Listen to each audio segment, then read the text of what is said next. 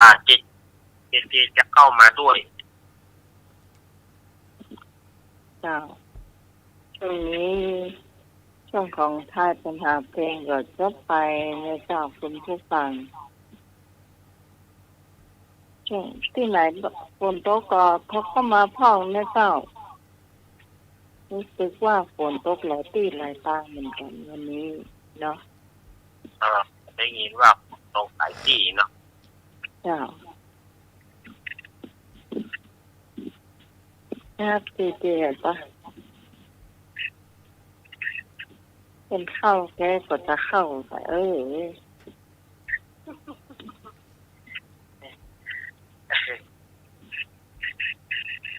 ้เจเจอยู่วัดหรือว่าอยู่บ้านอยู่วัดครับ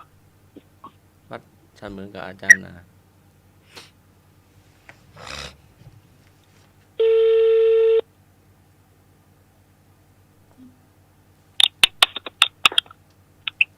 แบบครับในรักในรักทักทายไปเลยเจเจทักทายไปเลยครับผมขอกับภาษาอาจารย์สุวัสดิ์กิจโยธาเหมือนกันนะครับผมขอกับภาษาตุกินุมวัดไปหินทองเหมือนกันนะครับผมขอกับภาษาตุตะวันทองเหมือนกันนะครับผมขอกับภาษาเนนนักเทาเหมือนกันนะครับผมขอกับภาษาเนนทุกตนทุกองค์วัดสายหินในเด้อครับผมขอกับสวัสดีอาจารย์สมเทาเหมือนกันนะครับผมกับภาษาอาจารย์สมเหมือนกันนะครับอ้าวไอ้เจเจผมขอกับภาษาเน้นรักเหมือนกันนะครับสวัสดีผมขอกับภาษาตุกนงนวลว่าสัตว์เมียงเฮาเหมือนกันนะครับการปอนเนอร์ครับผมขอกับภาษาประเทศกับสวัสดีป้าหลวงนะครับผมเหมือนกันนะครับสวัสดีเลยครับผมขอกับภาษาทุกตนทุกองค์ที่ฟังขึ้น104ในเวียงเลยเนาะขึ้น104วัดใส่หินในเวียงนั่นเนาะผมขอกับสวัสดีพี่ที่สมัยบ้านตอนนั่นริมเฮาเหมือนกันนะครับเจ้าสวัสดีเจ้าผมขอกับสวัสดีกับน้องนุ่ยเฮาเหมือนกันนะครับครับผมสวัสดีครับครับขอบคุณน้องนักเด้อสวัสดีครับต้องขอบคุณแทนคุณผู้ฟังทุกคนที่เจเจสวัสดีไปนะเจ้า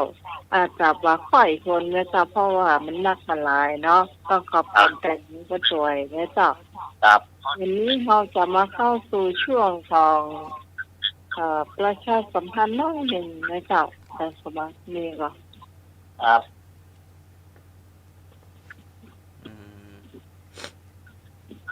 นี่จะเจ้ายังนึกบ่ออกเนาะเจ้ายังนึกไม่ออกเนาะแต่ว่าก็ประชาสัมพันธ์ไปแล้วเนาะ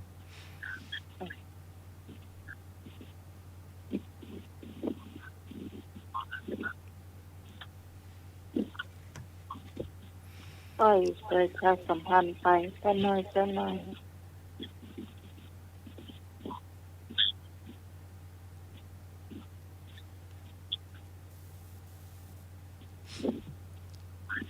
คำถามเนาะวันนี้เป็นธรรมะนะเจ้าเนาะวันนี้มันติดละคุณผู้ฟังก็ตั้งใจฟังนะเจ้าฟังสัก2 รอบแล้วก็ค่อยตอบนะเจ้าปัญหาธรรมะนะเจ้าวันนี้เส้นที่5 4 5 6 7 8 9แล้วดูแหมกรรมเนาะครับ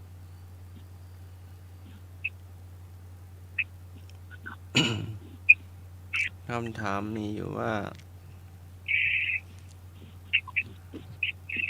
ตะกี้ประชาสัมพันธ์เนาะเราดู ประชุมคณะสงฆ์ตำบลสุเทพก่อนเนาะเห็นว่าจะมีธรรมสัญจรวันที่11เนาะที่วัดพระธาตุดอยสุเทพ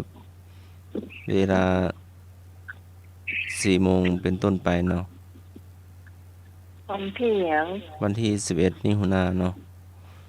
ถ้าดูประชุมอันคณะสงฆ์ตำบลสุเทพเขต1เขต2เนาะก็จะมีประชุมวันที่6เดือนมิถุนายนเวลาบ่ายโมงที่วัดประแดงมหาวิหารเนาะถ้าดู ประชุมมติคณะสงฆ์หลวงพ่อเจ้าคณะตำบลแล้วก็หลวงพ่อเจ้าวาดทุกวัดในตำบลสุเทพเขต1เขต2เนาะรวมกับเทศบาลตำบลสุเทพเนาะ พูดดังๆเลยเนาะ วันครบรอบอายุครูบาเจ้าศรีวิชัยก็เนาะแล้วก็จะประชุมปรึกษาหารือกันเนาะก็กำหนดคร่าวๆมาว่าจะจัดฟังเทศน์ธรรมสัญจรเนาะ ในวันที่11มิถุนายน2566ณวัดพระธาตุดอยสุเทพราชวรมหาวิหารเนาะยังไงก็รอฟังทางถ่ายทอดสดหรือว่ารอฟังมติพระมหาเถระเนาะครูบาอาจารย์แล้วก็ทางเทศบาลตำบลสุเทพตัวเนาะจะก็คงเป็น ข่าวดีเนาะจะได้ฟังเทศน์ฟังธรรมกัน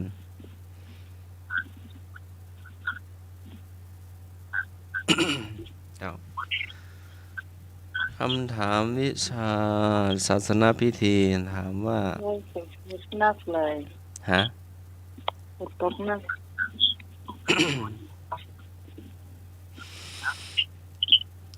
พุทโธสัมพัญยุตายาโนธัมโมโลกุตโลวะโลสังโฆมังมาคะภารัพโธจะอิเจตังรัตนัตตะยังเอตัสสะอานุภาเวนะสัพเพทุกขาอุปัฏฐวาอันตรายาจะนัสสันตุสัพพะโสธีภวันตุเตเป็นบทคาถาอะไรก็คาถาจุดเทียนชัยขอคาถาขอฝนขอคาถาปลาช่อน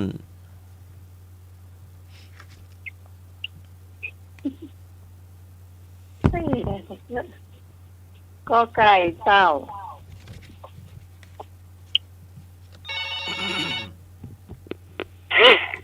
เจ้าทุกคนตอบกอไก่นะเจ้า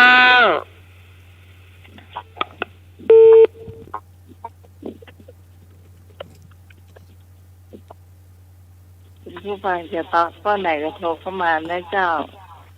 053-258-058-053-404 ร้อนด้วยการตอบก็ไม่ใช่ พี่การก็ตอบเข้าไป การตอบหาตัวนู้ เพื่อนเนาะอันนี้ไข่นี่เดียว พุทโธสัพพัญยุตยาโนธัมโมโลกุตโลวะโลสังโฆมังคะภาลัพโธจะอิเจตังรัตานัตตะยังเอตัสสะอานุภาเวนะสัพพัยสัพเพทุกขาอุปัฏฐวาอันตรายาจะนัสสันตุสัพพะโสธีภวันตุเตเป็นคาถาอะไรก็คาถาจุดเทียนชัยขอคาถาปลาช่อนขอคาถาขอฝน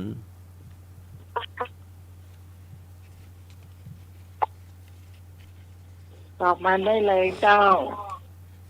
ลุงเลยบอกไปก่อนช่วยนึกไม่น้อยสวัสดีผู้ช่วยนึกเปิดกันนะครับ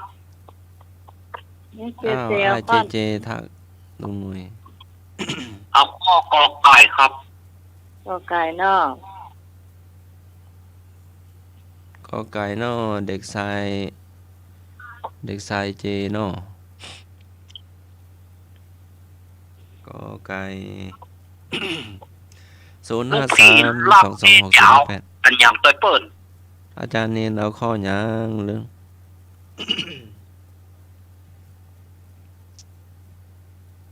สามเณรล็อกเดี๋ยวเอาข้ออันอย่างตัวเปิด ทำศาสนกิจอยู่ก็ เดี๋ยวก่อนเนอข้อ เดี๋ยวก็เนิ่มตาเตยอ่ะเที่ยวคอไก่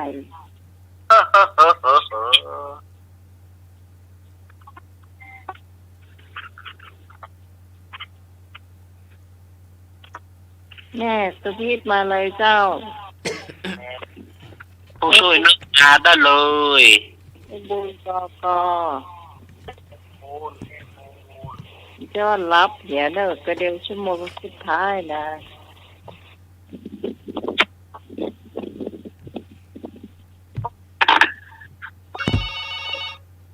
เอามาแล้วเนอะเจริญพร เอากอไก่นะเจ้า แม่สุพีทกอไก่เนาะ เอา ขอไปโกหก ลุงลุยมันล่างไปคนเดียวมันแล้วก็ ครับขอไก่นะครับ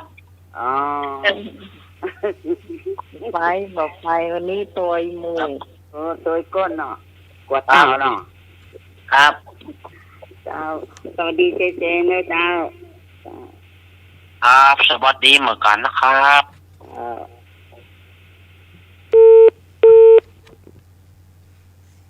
แม่สุพีท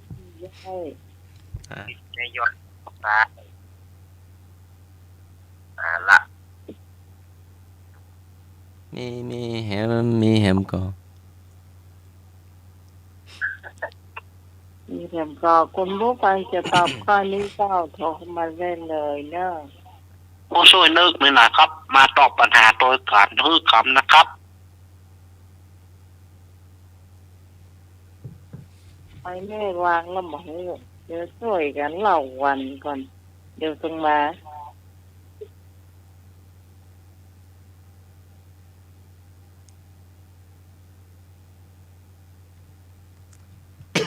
กับเรียนต้มขาก็ อืม ขอมนอนเนี่ยปล่อยครอบลุงน้องอ่ะ ครับ อ้าวนิมนต์อาจารย์เนนซะเลย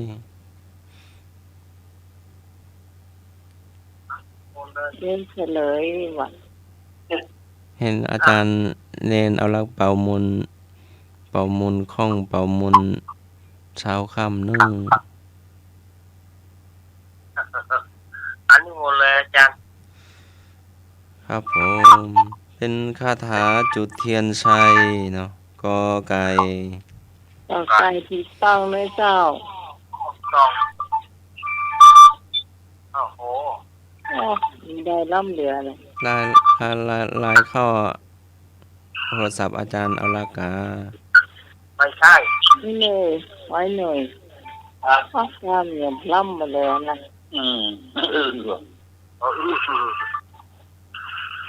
เสียงทีละครั้งหรือว่าเสียงอะไรยังอาจารย์เอาละ ไม่ใช่เสียงลายของลุงคุย อ๋อนึกว่าทีละครั้งทำหมดเล ลาย ยเสียงขอมนอนต้องมีครับ คำถามต่อไปเนาะ ครับ นัตถิเมสารนังอัญญังพุทโธเมสารนังวลังเอตินะสัตวะเชนะโหตุเตสยมังคลังนัตถิเมสารนังอัญญังธัมโมเมสารนังวลังเอตินะสัตวะเชนะโหตุเตสยมังคลังนัตถิเมสารนังอัญญังสังโฆเมสารนังวลังเอตินะสัตวะเชนะโหตุเตสยมังคลังขีนังบุรานังนะวังนัตถิสัมภวัง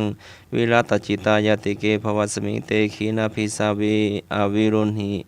สันธานิพันติทีรายทายัมปฏิโปอิธัมปิสังเครัตนัปณิตังเอตินะสัจเจนะสวัติโหตุสัพพะโลโควินาวินิมุตโตสัพพสันตาปวัจิโตสัพพเวรมติกันโตนิพุตโตรมติกันโตยะถาทีโปนิพุตโตเป็นคาถาอะไรก็คาถาดับเทียนชัยข อคาถานกคุ้มกอขอข้อคอข้อคอมีไหนข้อคอสุวรรณเมฆะฝนแสนหาข้องอคาถาปลาช่อนข้อจอบทเมเตยโย เขาใครนี่อย่างก็ ลืมไปละหลายข้อ ถึง จำได้อยู่ก็ จำ เจ้าคือคนตอบข้อกอไก่นะเจ้า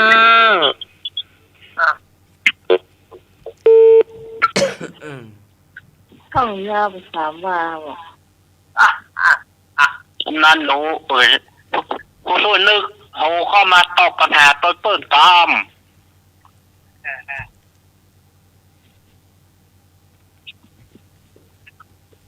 ก็ขอ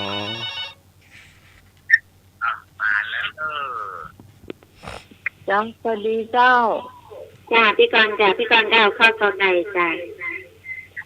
อันดับเทียนชัยจ้าไอ้นั่นฝนตกหลับไปแล้วจ้าถ้ายังมาหลับโทรเข้ารายการกลางมาช่วยกันคลายปัญหา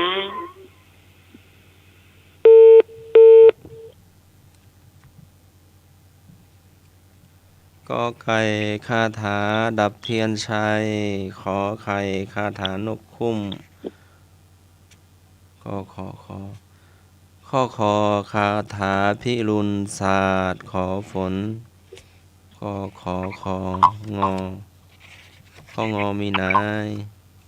ข้องอคาถาปลาช่อนข้อจอสุวรรณเมฆะฝนแสนหาก็ของอจอข้อจอจานบทเมตเตยยะ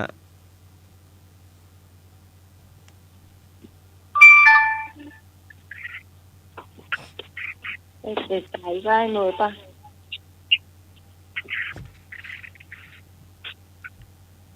จะมีการอยู่แบบนี้มันเข้า จากปรับสูตรมนต์ตันสมโพธิพระรูปสวดเบิกพระเนตรสูตรสมโพธิเสาหลักเมืองอินทขินสูตรสืบชะตาเมืองสูตรถอนพยาธิสูตรสะเดาะเคราะห์นู่นพระกตืนลานาว่าอันเจ้าที่มาเนาะ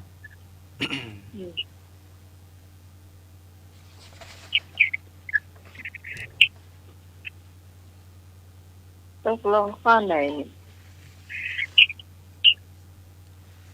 เฉลยอาจารย์เอาละครับผม นี่เนาะอันนี้เจ้าเนอะกระถาดับเทียนชัยครับข้อกอไก่เนาะ แม่นแล้วครับผมต ครั อบ นตอนนี้ต้นดับเทียนกันครับ หรือว่าจุดเทียน ที่เทียนเทียนหรอ ก็ดับเทียนเนี่ย อืม ตอนอันทำน้ำมนต์กับอาจารย์ครับ ครับ อันตอนสวดไปหรือว่าอัน ตอน เก่ง สวดมีมัน ตอนจุด ตั้งหลาย ตอนจุดนี่มันจะเสวนาหรือว่าอันตาม ตอน ป จุ ก ด ตินี่ เป็นวนาจะพาลานัง เนาะ แต่ปกตินี่ว่าพุทโธสัมพุทธญาโนวะครับ ใช่มันติดตางครู หลายตำรา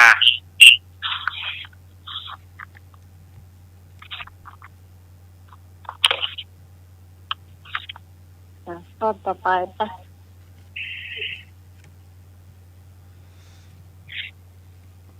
เมฆะสะโตสุเลสะเตเมฆะเทโวมะหิทธิโก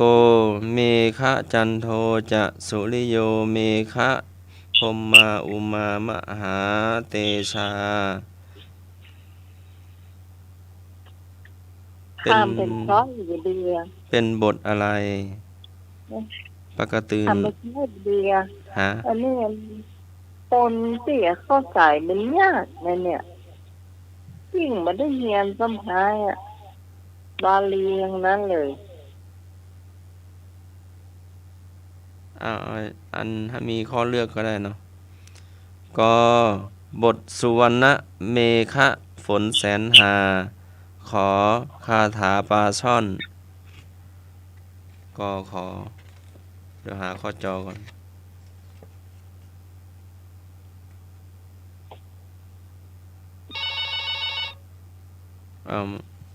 มาแล้วว่าเป็นอย่าง จ้าทุกคนตอบก็ไก่ดีกว่าเจ้า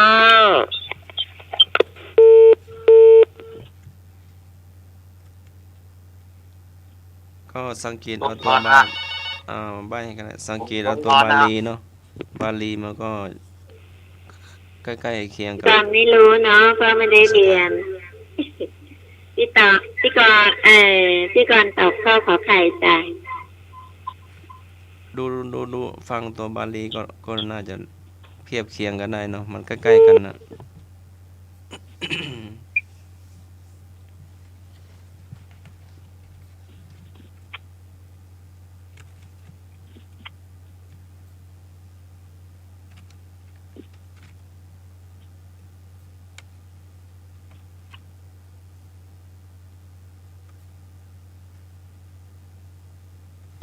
อาจารย์นิพนธ์มาตอบเฉยดีกำลังเรียนอยู่ ผู้ช่วยนึกมาตอบปัญหาต้นเปิ้นสักคำดื้อ อันนี้ก็ขอเพลงแต่ลืมจดไปแล้วเนาะ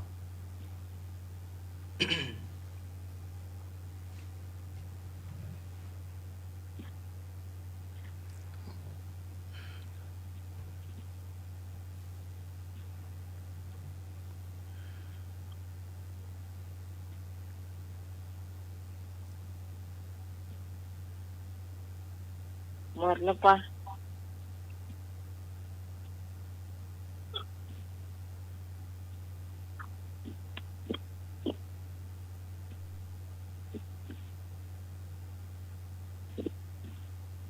หมดแล้วจะได้ไปข้อต่อไป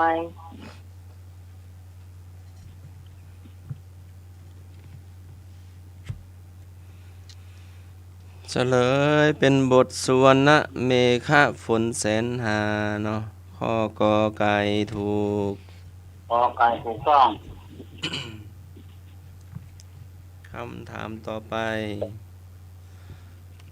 ฉันทะความพอใจในการงาน วิริยะความภาคเพียรทำงาน จิตตะมีใจฝักใฝ่ในการทำงาน วิมังสาพิจารณาเหตุผลในการทำงาน ถามว่าเป็นหัวข้อทำอะไร ก็อิทธิบาทสี่ขออริยสัจสี่ อันนี้ง่ายมากนะเจ้าตอบมาเลยเจ้าอันนี้เป็นที่คุณตอบมานะเจ้า จ้าพี่กรตอบก็ไก่เจ้า อิทธิบาทสี่เจ้า ครับผมผู้ช่วยนึกมาเลยสวัสดีเจ้า จ้าพี่กรก็ตอบข้อก็ไก่จ้า ครับขอไก่มือเขาขอไก่เนาะ แม่สพิษนอจากข้อไหน ไม่สมไม่สินก็ไม่ขาด ผสมผู้ช่วยนึกของกำนันหน่วยโทรเข้ามาได้เลยครับเจอข้อใดครับข้อกอไก่ก็งกครับกอไก่นอก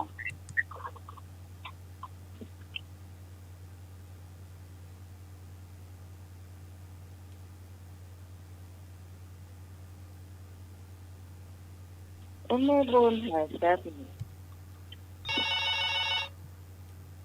แซ่บ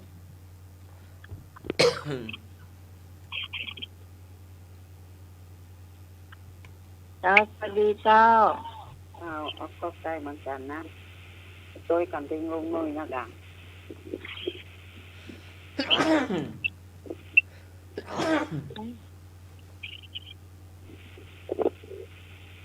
แล้วก็แค่สิบยี่จ้า เจ้าแม่นะเจ้ากอไก่เจ้า ลองไก่นอก เจ้าน อก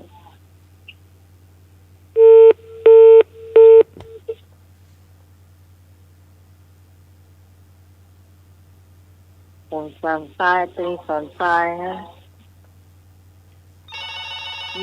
อยู่จากแถวนี่นะ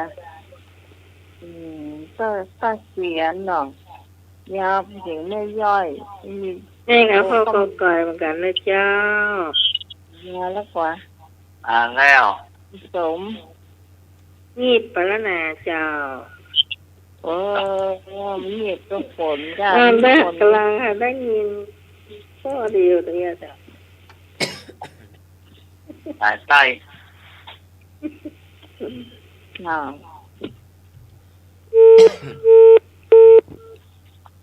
สามเณรล็อกเจ้าอะไรอย่างตัวเปิ้น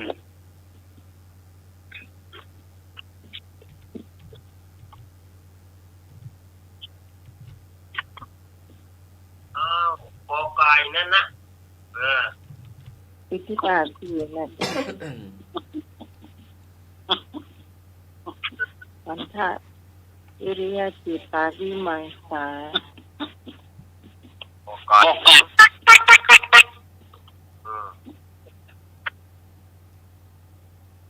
กอไก่หลายเนอะอิทธิบาทสีแนวทางการทำงานให้ประสบความสำเร็จที่พระองค์ตรัสทรงสดับไว้อย่างแยบคาย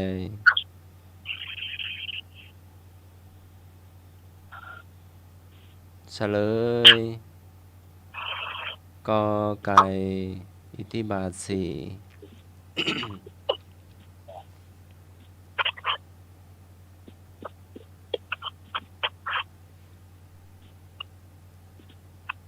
ดังที่ได้บอกไปเนาะอิทธิบาทสี่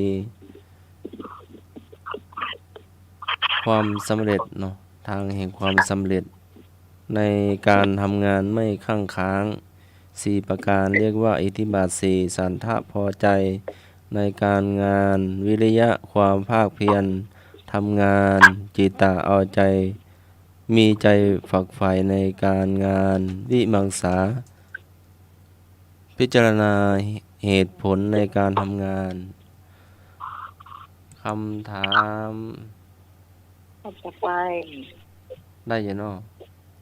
ได้จ้ะ ทุกการมีอยู่ของทุกการสำรวจความไม่สบายกายไม่สบายใจของตัวเก่า 2. สมุทัยเหตุแห่งทุกข์การหาสาเหตุว่าเกิดอะไรขึ้น นิโรธความดับทุกข์แนวทางแก้ปัญหา ที่ต้นเหตุมรรคทางนำไปสู่ความดับทุกข์ใช้สติและปัญหาในระยะยาว เป็นหลักธรรมอะไร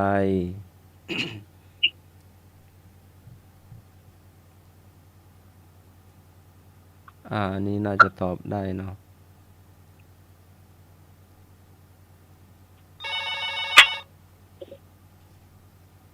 เพราะเคยถามมา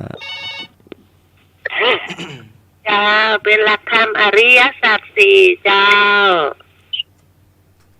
ความจริงอันประเสริฐสี่ประการอริยสัจสี่เจ้า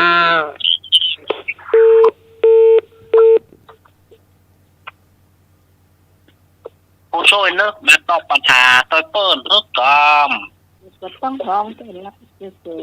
ก็จะเข้ามาเองก็จะเก็บก่อนเนาะ ตอบคนเดียวได้เลยปกติอันนี้ไม่มีข้อให้เลือกเนาะปกติ พระธรรมข้อนี้ไม่มีข้อให้เลือกเนาะ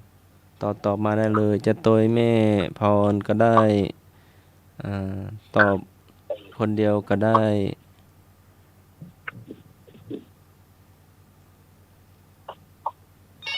ตัวพอแล้ว จ้าตามน้องพรจ้าอริยสัจสี่จ้าพี่กรณ์จ้า ครับ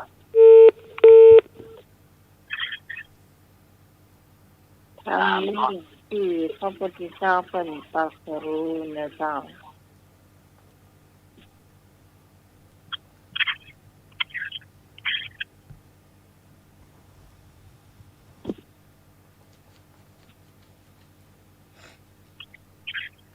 ถ้าฟังทางบ้านก็จะตอบก็ขอเจอเลยเนี่ยเจ้าพื้นที่เย็นอากาศช่วงนี้เนาะอากาศเย็นเนี่ยพระโฮมนี่เป็นลับตรงเงินเจ้าเนี่ยสวัสดีเจ้าสวัสดีเจ้าเนี่ยทั้งเจริญสติกันนะเจ้า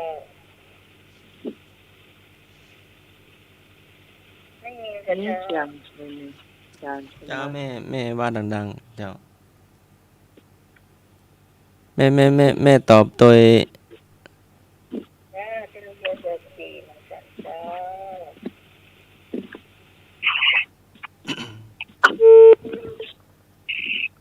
ไม่ส่งจ้า เจ้า เอโสเยี่ยมโล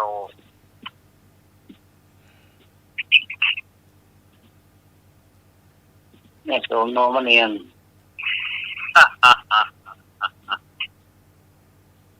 ตามมันเน้นล็อกแต่ตอบอันอย่างไปเปิดเอาข้อแรกนะไป กอไก่โกงก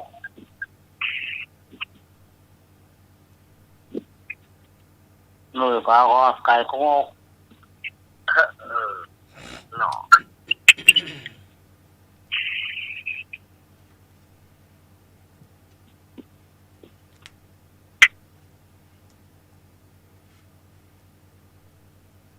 อย่างสี่ข้อนี่สี่มดเนาะมาสี่เนี่ยสักสี่ มีสำเนียงเอารากยาวๆหน่อยเนาะรู้สึกว่าแต่ว่าเกาะนิทานฟันไปได้หนึ่งวันนี้น่าจะยาวได้เนาะ เจ้าเฉลิม ค่ะ ช่วง เลยเนี่ยเจ้า เรานิทานอาจารย์เอาลักษ์ต่อ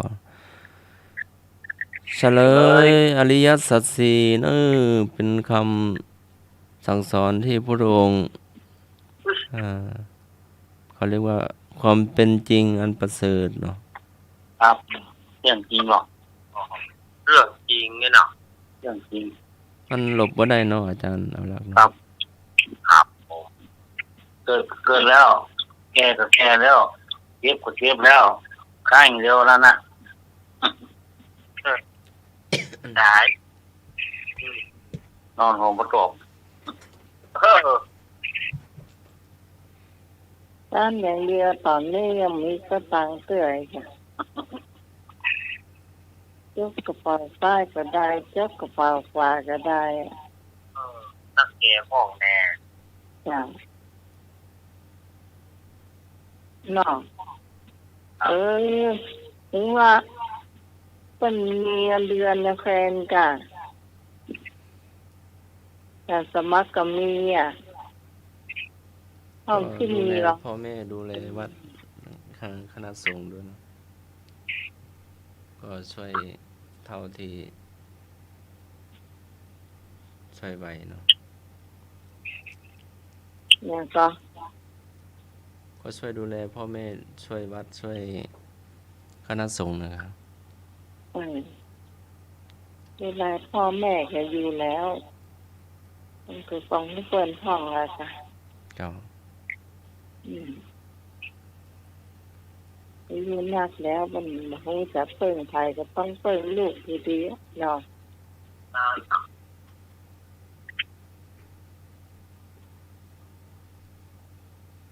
แล้วเป็นหน้าที่ของ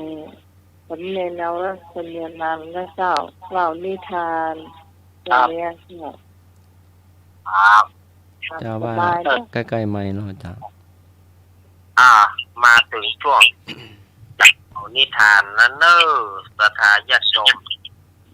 ว่า แต่มันเห็นรอบมามีงานอย่างในมือกะ ว่ามีตะคืนนี่ก็ได้เกรินไว้ว่าจะนำเอาเป็น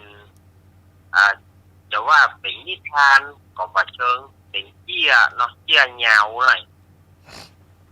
ว่าเรื่องเข้าขาหมูของตานี่อันนี้ก็จากไอ้หนานเฟรมเนอร์ธรรมรัตน์วรรณพีระเปิ้นส่งมาเปิ้นประพันธ์ไว้เมินละแล้วเปิ้นก็ขอเฮือนอาตมาเอามาถ่ายทอดกำเนิด คอยก็ของคอยก็ หนานเฟรม นาเฟมยองอ่ะ เนี่ยก็มันได้ยินเข้าไปก็ยุ่งกันเนอะเข้าขาหมูตาเอาละสถาญาติโยมเพื่อเพื่อการเสียเวลาอาตมาก็ได้นำเอาในเป็นนิทานเรื่องเข้าขาหมูของตานี่มันมาอย่างไรเนาะอาตมาจะถ่ายทอดเอาจากเปิดมาที่เปิดตกมาคนว่ามาอย่างนี้ชีวิตของผมสวัสดีครับคุณผู้ฟังวันนี้ผมจะมาเล่าในเรื่องของเข้าขาหมูของตาเรื่องนี้มันเกิดขึ้นกับตัวผมเองในสมัยที่ผมยังเป็นละอ่อนอยู่ครั้งนั้นผมป่วยเกือบตายเพราะว่าผมอยู่กับตาแต่เนื่องด้วยว่าฐานะของผมเนี่ยมันครั้งนั้นผมป่วยนะครับผมป่วยจนว่าเกือบว่าจะตายละแต่ว่าตาผมมีเงินแม้กระทั่งว่าจะส่งไปโรงพยาบาลหรือว่าจะส่งไปอนามัย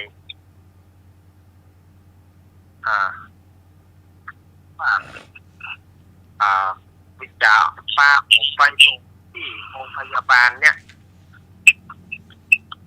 ก็เจ้าของรถทุกการก็จะต้องเรียกราคาแพงๆหลานเฮ้ยอันลุงขอเอาคนป่วยไปส่งโรงพยาบาลได้ก็คนป่วยเป็นหลานลุงมันเมื่อยมันป่วยนักโอ้ลุงมีตังก็ลุงบ่มีสักบาทถึงมีก็จะกุ้มถ้าซื้อกินถ้าบ่มีสตางค์การรถนี่ผมเอาไปเกิดตายกลางทางอย่างก็ดีถ้าได้ประมาณ500 บาทเนี่ยผมจะไปถ้าบ่ได้500 บาทผมบ่ไปอย่างนี้ลำเหลือแต่ก็ไปเกิดโรคแถมการหนึ่งนะผู้เป็นตาเนี่ยก็คือตาของผมเองเนี่ยก็บอกว่าไปเกิดโรคแถมการหนึ่งก็ห้องเอาแผลแปลงเหมือนกันจนในที่สุดตาก็บอกว่าหลานเฮ้ยชีวิตของเจ้าเนี่ยมันด้อยนักด้อยหนักตาผมกระทั่งตาจะซื้อยาแต่ตาก็เก็บเอาขาหมูไว้เพื่อเอาต้มเพื่อเจ้า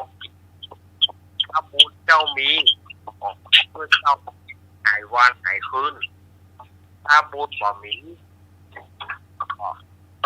เจ้าก็เอาตั้งหน้าเป็นไปถ้าเกิดใหม่ในชาติหน้าเนอะผมได้ยินครับผมได้ยินตาอู้กูอย่างแต่ว่าในตอนผมยับขยื่นตัวผมมาได้ ขยับขยื่นตัวผมมาได้เลยเพราะว่าผมจับนักเลยผมคิดว่าผมก็คงมารอบกันตาก็เดี๋ยวไปแปะขาหมูเปิ้นมาต้มวัดเอาป้อนผมเป็นประจำบอกว่าหลานเฮ้ยเขามันเกิดมาตุกเขาเกิดมาต้อยต่ำวาสนาเขาต่ำบ่มีแม้กระทั่งเงินจะรักษาตาก็มีแต่เนี่ยเนอะขาต้มขาหมูเนี่ยเนอะถ้าเจ้ากินแล้วมันหายก็เป็นบุญ โอ้คนเฮานี่นะวาสนาของคนเฮานี่มันตุกขนาดนั้นเลยแค่โจรมากกระทั่งผมป่วยครั้งนั้นได้10 วันครับผมป่วยได้10 วันมาได้กินแม้กระทั่งยาเม็ดเดียวแม้กระทั่งพาราก็มาได้กินยาแม้แต่ยาแก้แพ้เม็ดหนึ่งผมก็มาได้กินแต่อาศัยน้ำแข็งอาศัยน้ำต้มข้าวขาหมูนั่นนะอาศัยน้ำต้มข้าวขาหมูแล้วก็ข้าวขาหมูที่ตาแบ่งไว้กินประทังชีวิตไปตาก็เอาป้อนก็กินได้เจ้าจ้อน2 จ้อนคุณผู้ฟังเราคิดดูครับ ถ้าเป็นคนอื่นบ่มีบุญบ่มีวาสนาก็ตายไปแล้วครับผมแต่ผมก็ยังแปลกใจอยู่ปัจจุบันเนี่ยว่าผมรอดมาได้อย่างไรที่ป่วยขนาดนั้นนะป่วยถึง10 วันเนี่ยมาได้กินยาแม้แต่เม็ดเดียวแต่ว่าอาศัยต้มข้าวขาหมู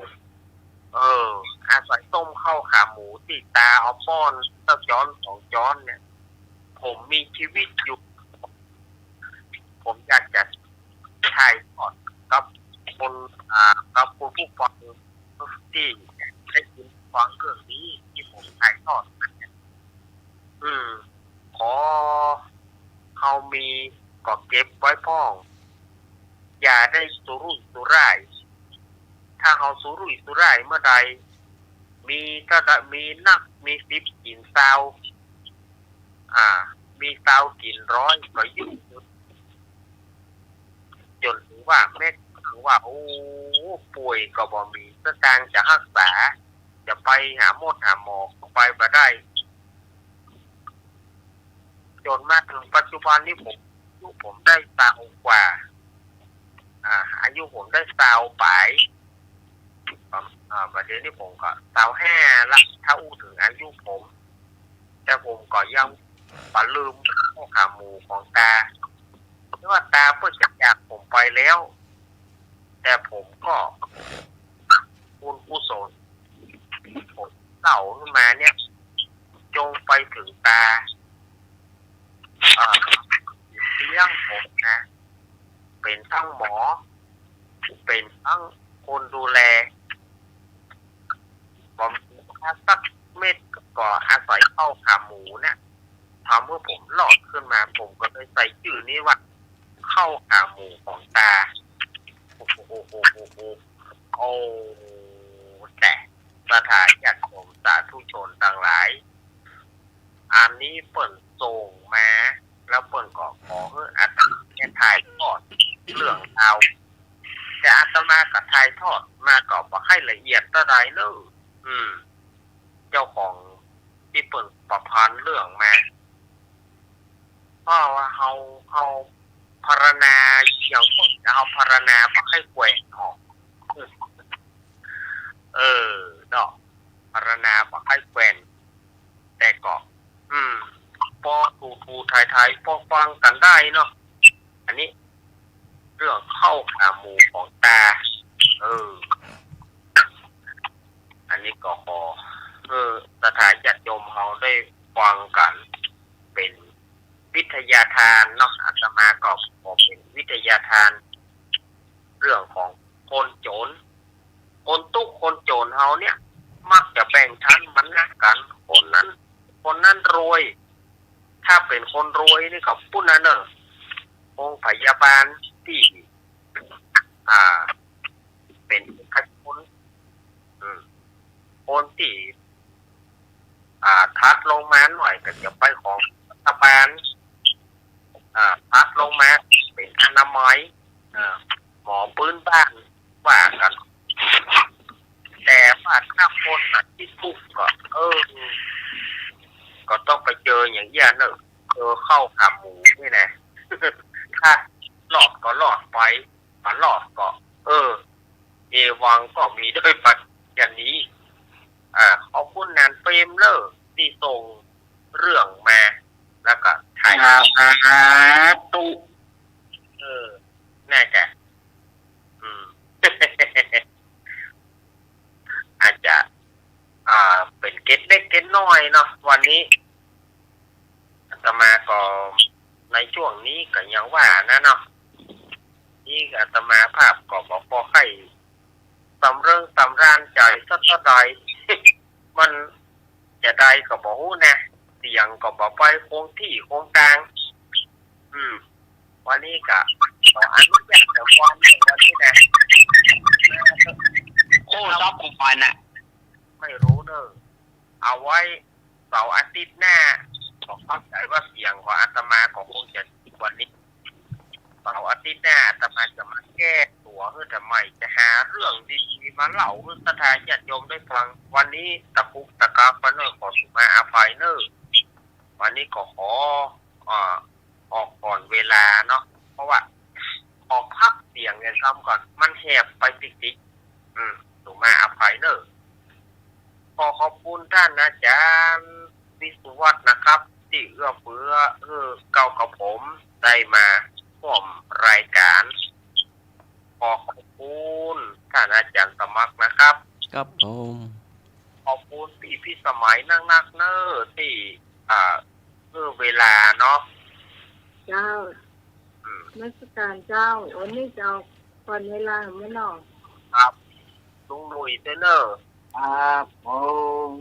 ก็เดี๋ยวจุดนี้ก็ออกแล้วก่อนเวลาเหมือนก่อนเนาะโดยก็ทุกที่เยี่ยมอยู่ตัวอยู่ด้วยกันอยู่ด้วยกัน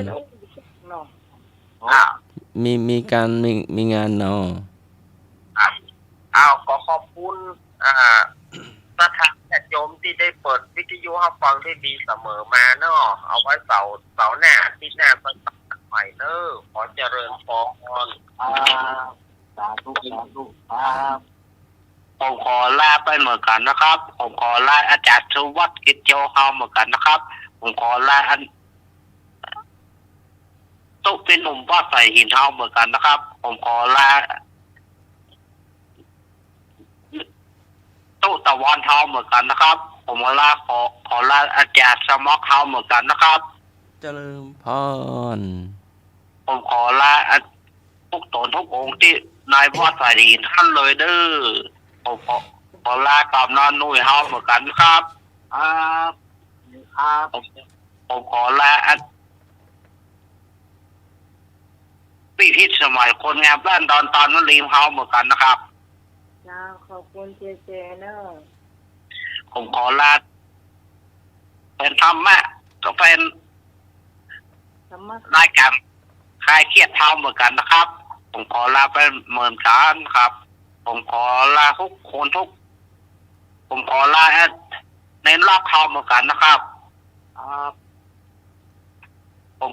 ขอลาตุ๊ลุงนวลเท้าเหมือนกันนะครับผมขอลาพวกโอเลยนะครับสวัสดีครับสวัสดีเจ้าผมอาทิตย์วันนี้ครับจะต่อไปเด็กจำมาเก่าเนอะจำมาเก่าจำมาเ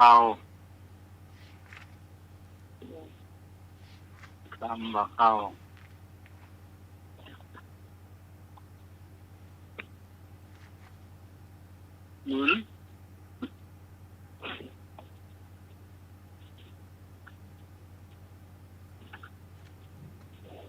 ว่าจะได้ลุง ที่มันจับแม่บุญมาบุญรับก็ได้จักซิ่งอ่ะ เจ้าอัดต้ม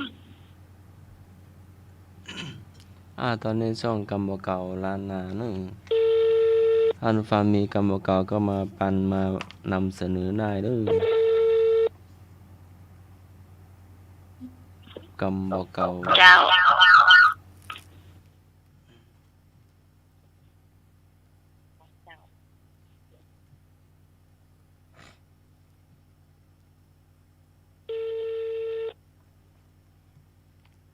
แล่งเมิน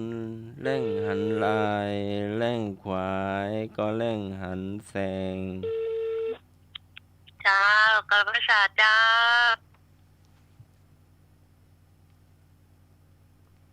จ้าแม่พรแม่บุญมาแล้วตะกี้ลุงหนุ่ยนำเสนอกะว่าจะได้ลุง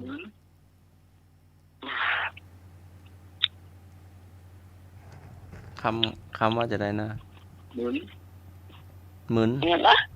เหมือนเหมือนใช่ไหมเหมือนอย่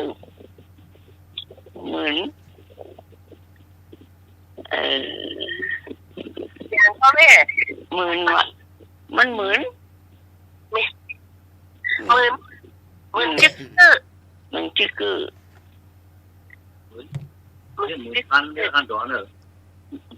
แต่คนละหมื่นหรออันนั้นก็เหมือนภูมิแพ้อันนั้นเหมือนจิ๊กเกอร์ก็เหมือนอุ้ยมันจะหูเรื่องเนาะมันแค่หูเรื่อง ได้ก็บอกไว้อ่ะ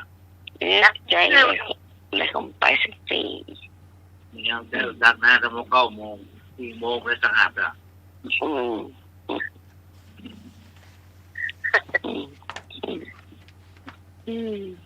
ตามที่มันว่า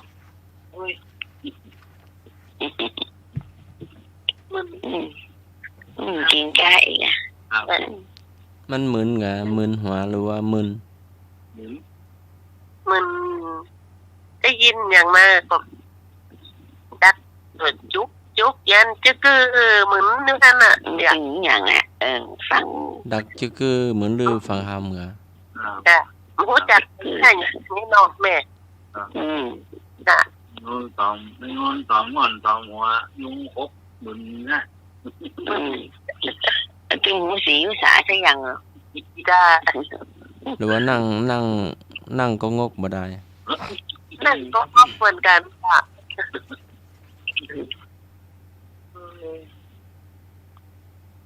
นิดหน่อย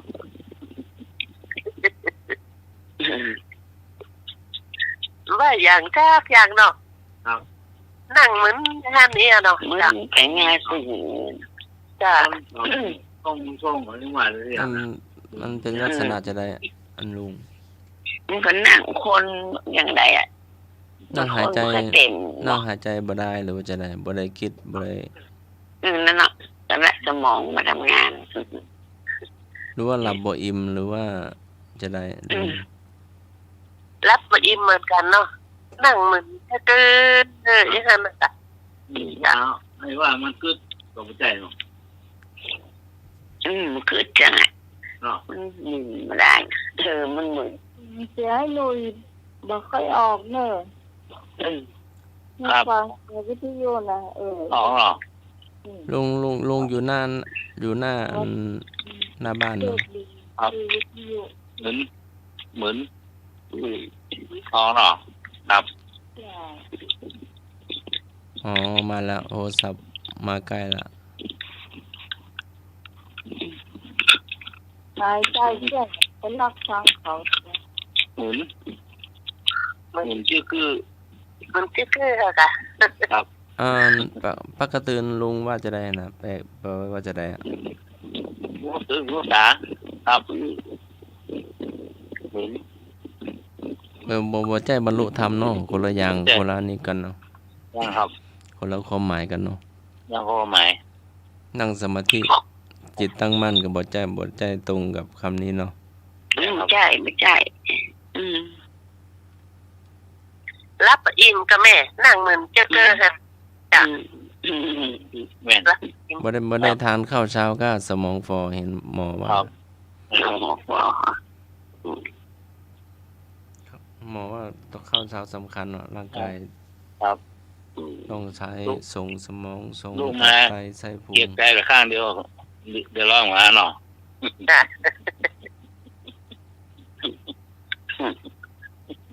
เหมือนแปลว่านั่งบ่ได้ น้ำไรนะ นั่งมา ศึ ได้ กษา นั่งเฉย ไม่ได้พิจารณาทำไม่ได้อะไรสักอย่างเนาะ ทำไม่เป็นอย่างเป็นโอ้อย่างมือก็เฉยอย่าง ครับ สงสัยนั่งนับลมหายใจอะก้าแม่อยู่ หรือว่าลืมเอาปากมา เหมือนชื่อเหรอมันชิด บางคนว่าลืมเอาปากมา มองหนอเนาะ ซ้ายขวาค่ะ แกงให้ทอบเนาะเนาะ จ้ะ โดยขาวๆเนาะ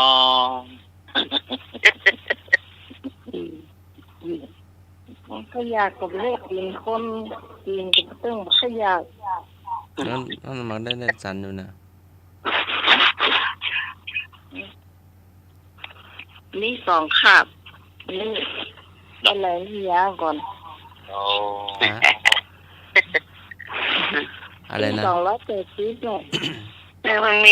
มันแก่เลยน้องไหนน้อง แก่ไม่แก่ไม่แก่ โว้ แก่เลย แม่น้องเขียนซื้อมาเป็นเม็ดดำเลย นี่ไม่แก่เล่นใหญ่ยังไม่แก่เลย มันใหญ่มึงเม็ดก็ขาวนี่ถ้า3-4 กรัมนี่สิโดนแก่สักกรัมมันอ่ะตอน10 กรัม2 กรัม3อ่ะงานเดียวเนี่ยเมื่อไหร่นี่อันพอดีแม่ได้ปลาขี้ตูนไม่รู้จักหรอก อะไรก็ ปลาขี้ตูน ขี้ตุนเป็นยังไง ปลาขี้ตูนน่ะมันคล้ายๆปลาสร้อยอ่ะ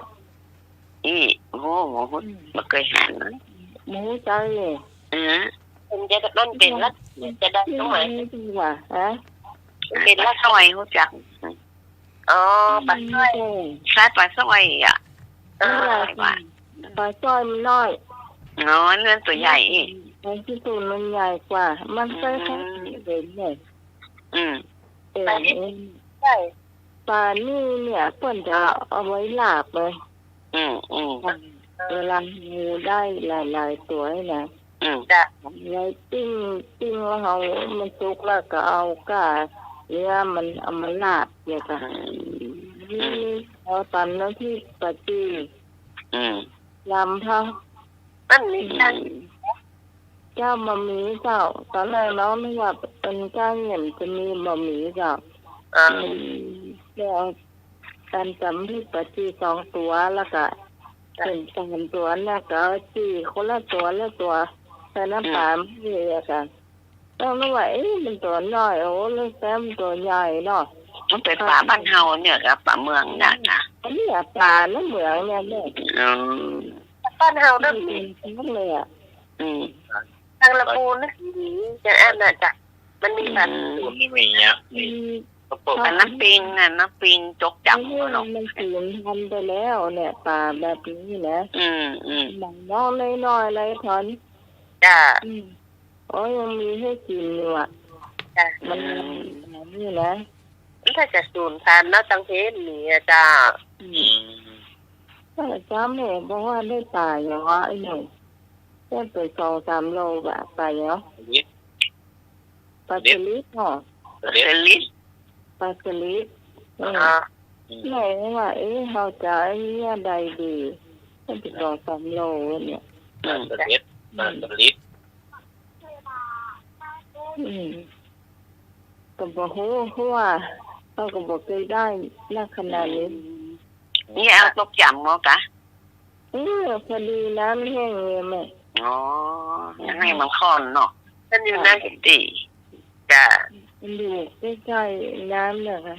น้ำม่วงน้องเขานัก อืม อืม ปลาน้ำข้อนอ่อนจ้ะ ดูสุดติดไปสวนเนี่ย จ้ะ เนี่ยว่าในแห้งไปติดเสียเนาะอืม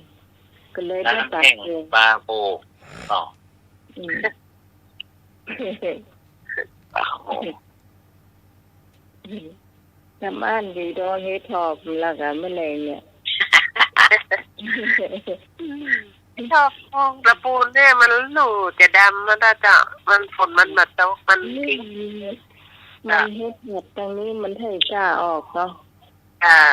ไปเนาะ แม่มาลายนี่ก็240โซโต้อี้นะ จ้ะ อันนี้แค่แต่มันเทาเนี่ยออก ม้วนนี่เห็ดที่ไหนก็ม้วนซื้อมาตัวหอมเนาะแกเอามาหอมอ่ะ อืม คั่วต้มเค็มเจ้าจ้ะอย่าง ส้มใส่หยาจะขาม ต้มเค็มมาชอบต้ม ยอดส้มปล่อยเนาะ ต้มปล่อยต้มมะขามดอกนี่เหรอเจ้าปล่อยมันกับปรุงนักขนาด เนาะ จ้ะ เอาขาวส้มปล่อย มะขามก็มีละมะขามก็มีแป้งบ่รู้น้องตอนมันอ่ะตอนมันออกยอดอ่อนมันแรกเว้ยมันต้องตัดผ่อนทำตัดขึ้นได้ติดยาว มันมาโป่งเนาะจ้ะถ้ามีเฮ็ดทอพักแกงใส่ปลามได้ก็แม่แม่นใส่ปลามได้ก็ได้จ้ะจะส้มหน่อยใส่ยอดมะขามเนี่ยเนาะจ้ะ โอ้อ๋อ จ้ะ ใหญ่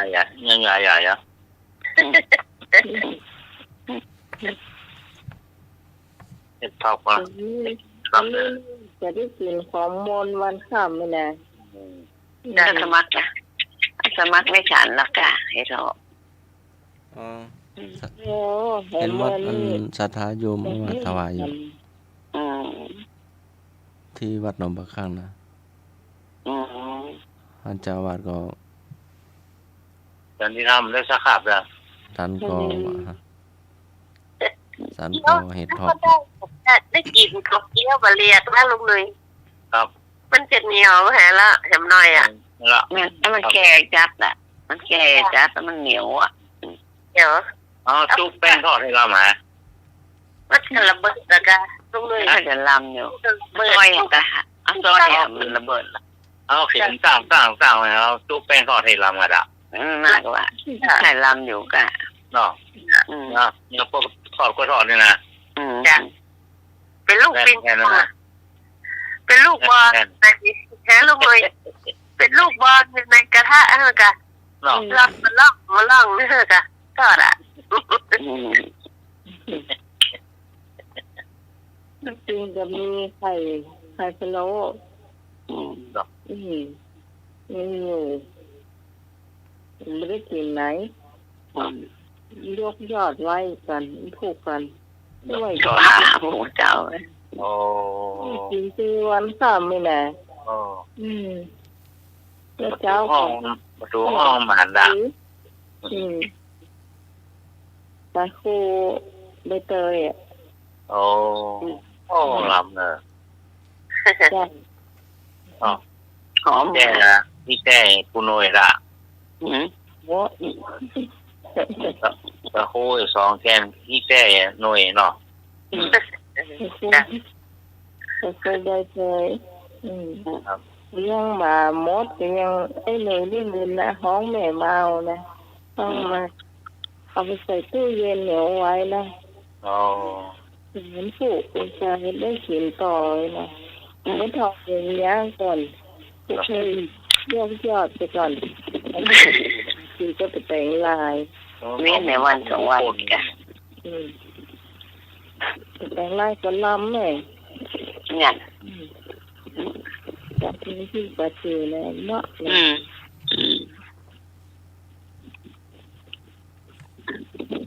อยู่ที่กาดหมดอ่ะ โอ้ ก็อยู่ใกล้กันแต่เหมือนมันนอกนะโอ้จ้าแปลกช่วงนั้นท้องแต่ตายนักนะแม่เนาะมันน่ะจ้า เห็นนางฟ้านะตู้แป้งรอดให้เรามาแล้วจ้ะ จ้าดีนะลุงเลย ครับ เขาฉีกก็ได้เหรอเขาฉีกไปน้ำน้อย อ่า แล้วก็คลุกแป้งใส่รสดี อืม รสดีหน่อยซีอิ๊วขาวนี่เราเสียหนัก ที่คาดว่ามีเหลืออยู่ว่ะ กับน้ำพริกข่าก็ละหมกน้ำพริกข่านั่นกับแม่เห็ดนางฟ้านึ่งนึ่งหน่อยนะของน้องนะนึ่งต้องใส่อย่างเสื้อเอามาตั้งออกเอาได้เกลือน้ำติดรสรสดีน้อยเดียวเลยจ้าจะนักมันจะเก่งจ้าใส่กำลังเนื้อก่อนนี่มันจะละลายหายไปหมดอ่ะจ้าใส่เกลือจ้า ก็เหนื่อยโง่นะจ้ะ อันนี้ปีก่อน จ้า เฮ็ดเก่งก็เฮ็ดนางฟ้าเนาะ จ้าน างฟ้าที่เขานึ่งกับน้ำพริกเนี่ยนะ จ้า อย่างนี้แดงตะล่อมเนี่ยเพิ่นจะย่าไปเห็นอย่างไม่ย่ำเหมือนเฮานี่ จ้าแม่จะไปลืมเผ็ดตำกระเทียมไปก่อนโดยเนอมันใจจ้ะแม่เนาะมันจะแกะออกเหรอแต่ต้องขีดบนแล้วเนาะจ้า ฟองก็ไม่แดงเนี่ยเพิ่นย่าหันแดง จะได้จ้ะ ล้างเฮ็ดเนี่ยนะแล้วก็ใส่ข้าวนี่จะใส่เกลือใส่เข้าไปนะใส่ที่รสน้อย จ้า ถ้าเราเกิดคุณวิจัยฟันอ่อนเนี่ยปิดฝาไว้นะโอ๊บนี่นะ มันโอ้ก้า นี่โอ๊บไปจนคล้ายๆเหมือนเนื้อ จ้า มันจะออกเนี่ยแล้วก็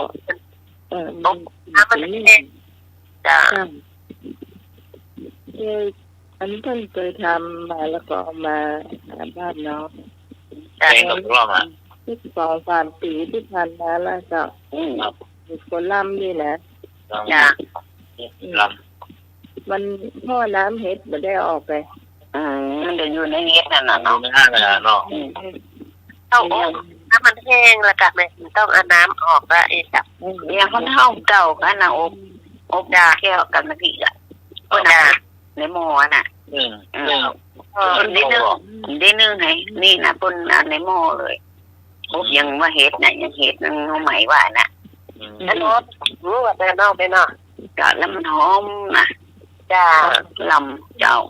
เปิดตาอย่างไว้หรอว่า ปิดตามาน่ะ อย่าง แล้วไฟมันเปิดไฟอ่อนมันจะไฟแห้งหรอกจ้าเจ้า อันนี้วิธีทำเนี่ยปุ๋ยหลอกเนาะเนาะ หลายนะอ๋อ ได้ ไปเอามาตำเก่าได้คือก็หายไปแล้วเป็นเฮ็ดเป็นของกินหมดละได้ กิน กลับ ก็ว่านะกะทำกล่องกินก็ว่านะกะ กำเก่าเนาะ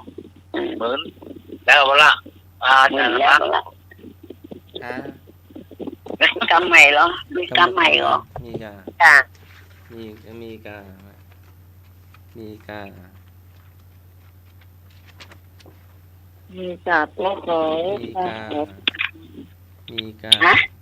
มีแล้วมีกา มีกะ แร่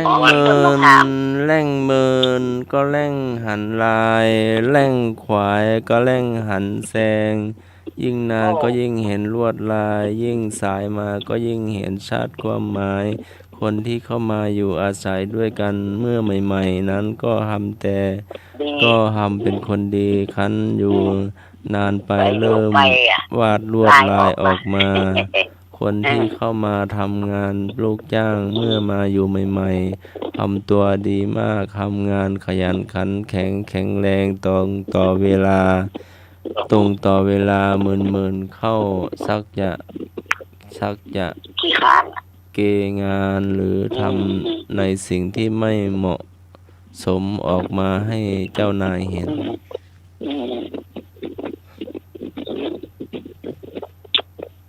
มัน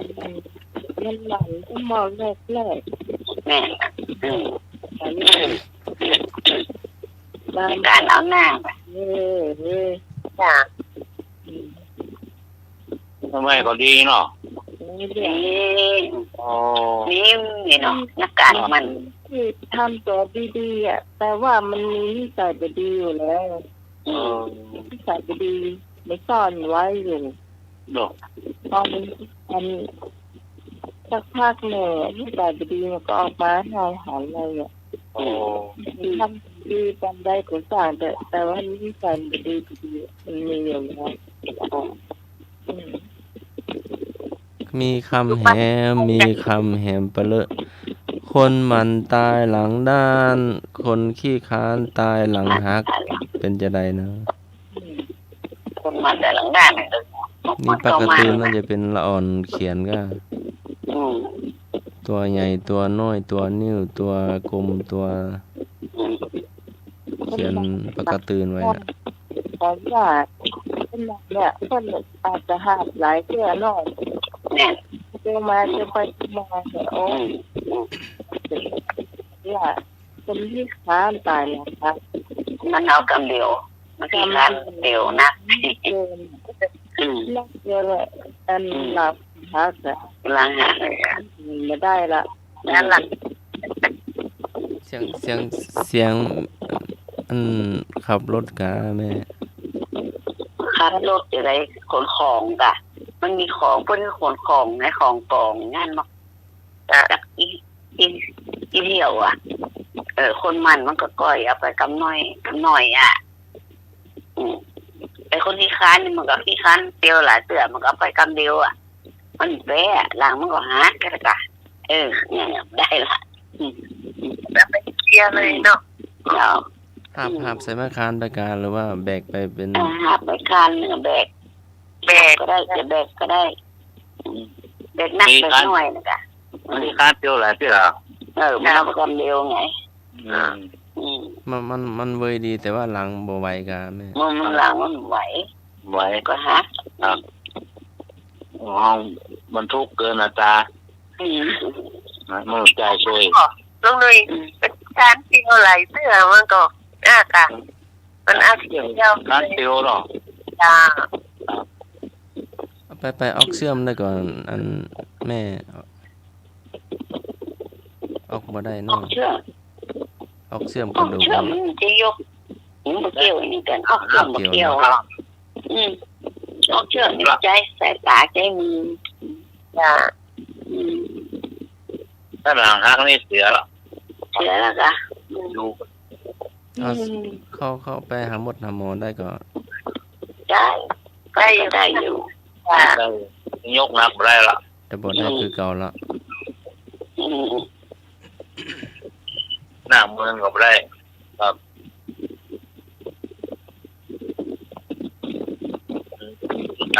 คันเดี๋ยวเนี่ยครับยกน้ำแกงไงยกเข้าไปเนอะยกเข้าเพื่อนตามโต๊ะอ่ะเพื่อนเราใส่จานใส่ถาดไปเหมายกเลยสามเตียนเลยข้อมือเต่าอ่ะ เนี่ยเบอร์ เต่าแล้วก็หัวกะเลยเต่า เบอร์อ่ะ เขาหัวแต่ละ นี่ เบอร์แบบนี้นะครับ เมียพบกันหมดละ เนี่ยขนาดพ่อพี่ยังไม่ได้กินเนี่ยมาเนี่ยยกแกงของตู้ลุงทอง อ่า ก็ยังตั้งใจจะดีดังให้จะลูกใจกันแล้วก็ได้ลูกก็ป่อมันโคตรลูกเก่ง น่าจะแต่แรกลูกมันอาหารรุ่นหลวเนาะมันไม่ได้กินไหนอ่ะเดี๋ยวปอบเป็นกาแฟเอาไม้ฝอยเนาะฝอยเอามาฝอยลูกฝอยลงโบกันก่อนอย่ามูอย่าไร อันก่อนนะขนาดปอกก็ยังได้กินเนี่ย นี่ยอมกันเลยล่ะ จะเราเกี่ยวกันลูกมันหลักกว่าลูกมันเป็นหลักกว่า มันจะได้กินอยู่เนาะมาดูหลัวเนี่ยจะกินจะกินความคิดของเราอ่อนบางทีก็ต้องยอมรับว่าเขาเป็นนะที่ออกไหน แน่นอนค่ะ เรียกเป็นยาอย่างก็ต้องเหมือนกันต้อง เดี๋ย ร ว อ พอพิจารณาดูกันเนาะ นี่ต้องมีเหตุมีผลหน่อยผมจะว่าคนยายไปถูกอย่างเดียว แน่นนะต้องฟังรอนเพราะว่าเขาไม่ค่อยฟังรอนหรือว่าเป็นพ่อเป็นแม่ อ่อนไปเดียวที่เขาต้องฟังเขามีเหตุผลหนักเก่า ต้องฟังลูกเสียลูกหมด มันเป็นเรื่องที่ แล้วหมายความ ไม่ ต ยอก ม ลงอ้อมค้อมเนาะ ครับ ว่าได้ก็ว่าไปเลยอ้อมค้อมอย่างละ พร้อมได้ละ จ้า เดี๋ยวมันไม่เหมือนละครหรอก คนเท่าคนน้องพร้อมเนาะเนาะ แล้วก็ไปเนอะข้ามมืดถึงโรงเรียนนะลูกนั่นแหละก็ป่วยนะ2 ตนนะชัก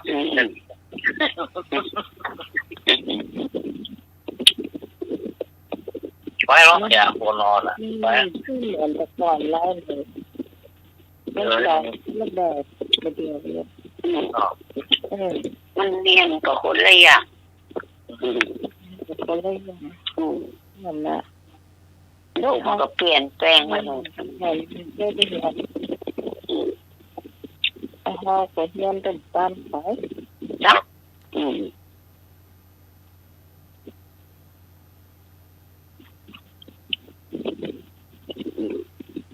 ก็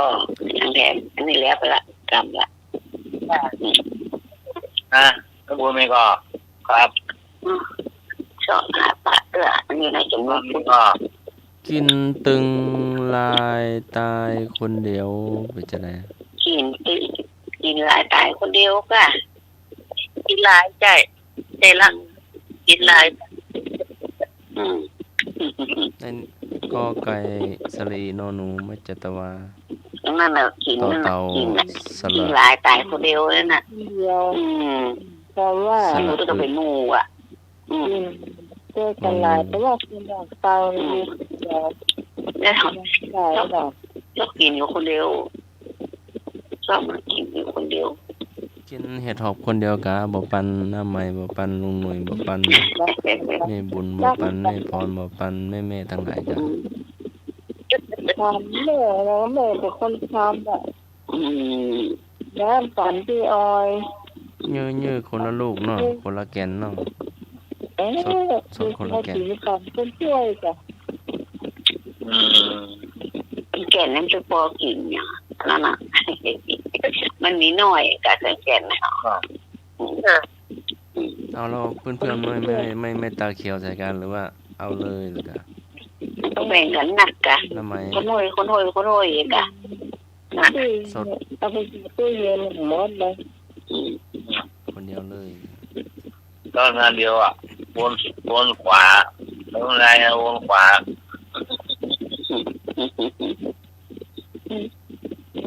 ร้านละ บางคนก็ว่าเอ้าห้องกินข้าวบ่ห้องกันน่ะ เนาะ ก็ห้องก็ได้ ร้านก็เหมือนจะชอบนะกินอะไรก็เหมือนก็น่ะ อะไรหมด ทำขนาดละ จ้ากินหลายหมด คนล้านกำก็กันหน่อ เยอะนะเนาะ กินยิ่งลายเนี่ยเนี่ย เดี๋ยวเห็ดหอบอยู่ตอนเดียวก็กินข้าวด้วยกันนะเนาะ เมื่อเดียวเขาบอกห้องก็นักกินข้าวอ่ะอย่างเช่นเหมือนแต่ก่อน ต่างคนแน่นอน คนตาขิน แต่ก่อนนี่ผ่านหน้าห้องกันหรอเดือนละ กลัวปัญหาเนี่ยก็เนาะอืม ไม่เข้าอันยังน้ำเมียงนะโอ้มีต้นครับ กินเนี่ย กินน้ำเลี้ยงน้ำพักเนี่ยกินเยอะกินจาน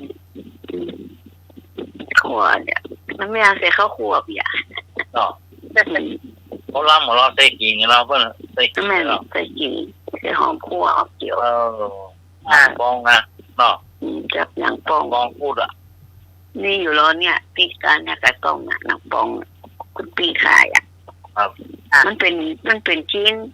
หนังชิ้นหัวชิ้นควายเนาะ จ้ะ กรุงเศร้าบาทกันเดียวมี3 แผ่น โอ้เป็นกระดาษ จะหาว่าหลามบอลเนี่ยเอาแล้วเอาหนังปองก็กลับมาเอาปุ่นเอาหนังปองว่าปุ่นน้องอย่างก็ เก่งยังไม่ เก่งหลามบอล เนาะ หลามบอลเรากลับว่ะตัวกับหนังปองกับขนมเส้นเนี่ยน้อยที่เป็นอันนั่นน่ะอันนั้นก็หนังคงว่าหนังควายเนาะเป็นแล้วกับเอาแค่หมูเอาอันนี้บ่เอา ปองว่ามันมีแล้วครับเดี๋ยว นี่เราดั้งเดิมมีอยู่เนี่ยข้างวัดจังกวงเนี่ยจ้ะปุ่นยังปิ้งขายยังห้อยไว้หันใส่ถุง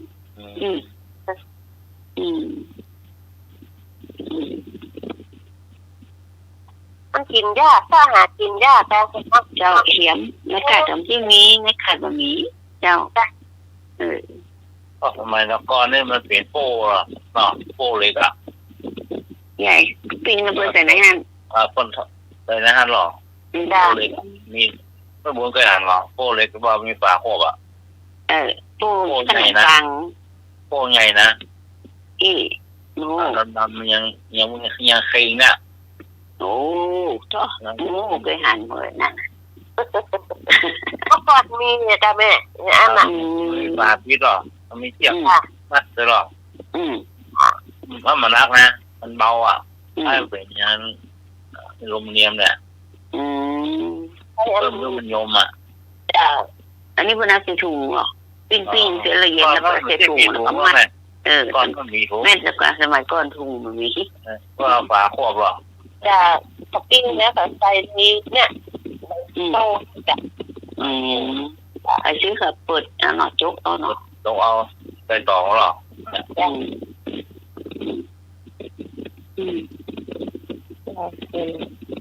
ไปเป็นไล่เชื่อเลยต่อ เจ้ามีเจ้า นี่ท่านมาละอย่างน้อย2-3 เรื่องนะเนาะเอาเล่าเลย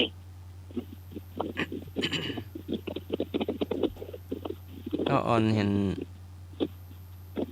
กิ่งไม้เนาะมันตายแล้วก็ไปขยุมเล่นนะกะแล้วว่าจะลอยนะกะมันก็ขาหนึ่งออกจากกิ่งไม้มาเนาะ ครับ แล้วมันหัก หักกระโตลงมากะเห็นดู แข่งหักก่อนเนาะดีมันบ่สูงบ่ได้เนาะมันก็เจ็บอยู่เด้อสูงก็ถ้าตกกิ่งไม้นะจะกิ่งแน่นกิ่งมันจะตายแล้วเป็นไฟไหม้ค่ะมันละกิ่งแห้งแล้วก็แต่ว่าอันก็มันต้นไม้กิ่งที่ปล่อยๆอ่ะเนาะกิ่งที่มันเหนียวอ่ะก็ไปขยุมเล่นนะกะนั่นแหละก็หักกิ่งหนึ่งก็ยับอีกกิ่งหนึ่งแล้วก็2 มือก็กิ่งมะยมนี่น่ะขยุมพวกเดียวลงละกำอีกกิ่งหนึ่งถ้าจะลอยจะโหนก็เลยปล่อย2 ขาแล้วก็2 มือก็กำแล้วมันหักนะกะมันหนักโยมมันพลอยเนาะมันพลอยกิ่งมันพลอยแต่ก็น่าจะเจ็บอยู่นะเจ็บแต่ตกตัวน้อยเนาะ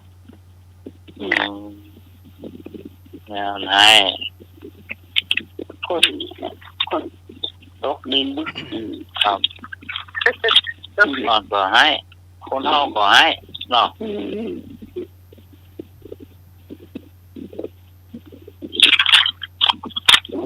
เพื่อจบไปละตอนละจบไปแล้วเวลา แล้วเที่ยสมัยกันของแม่แม่ อ้าวแม่พรมี ก็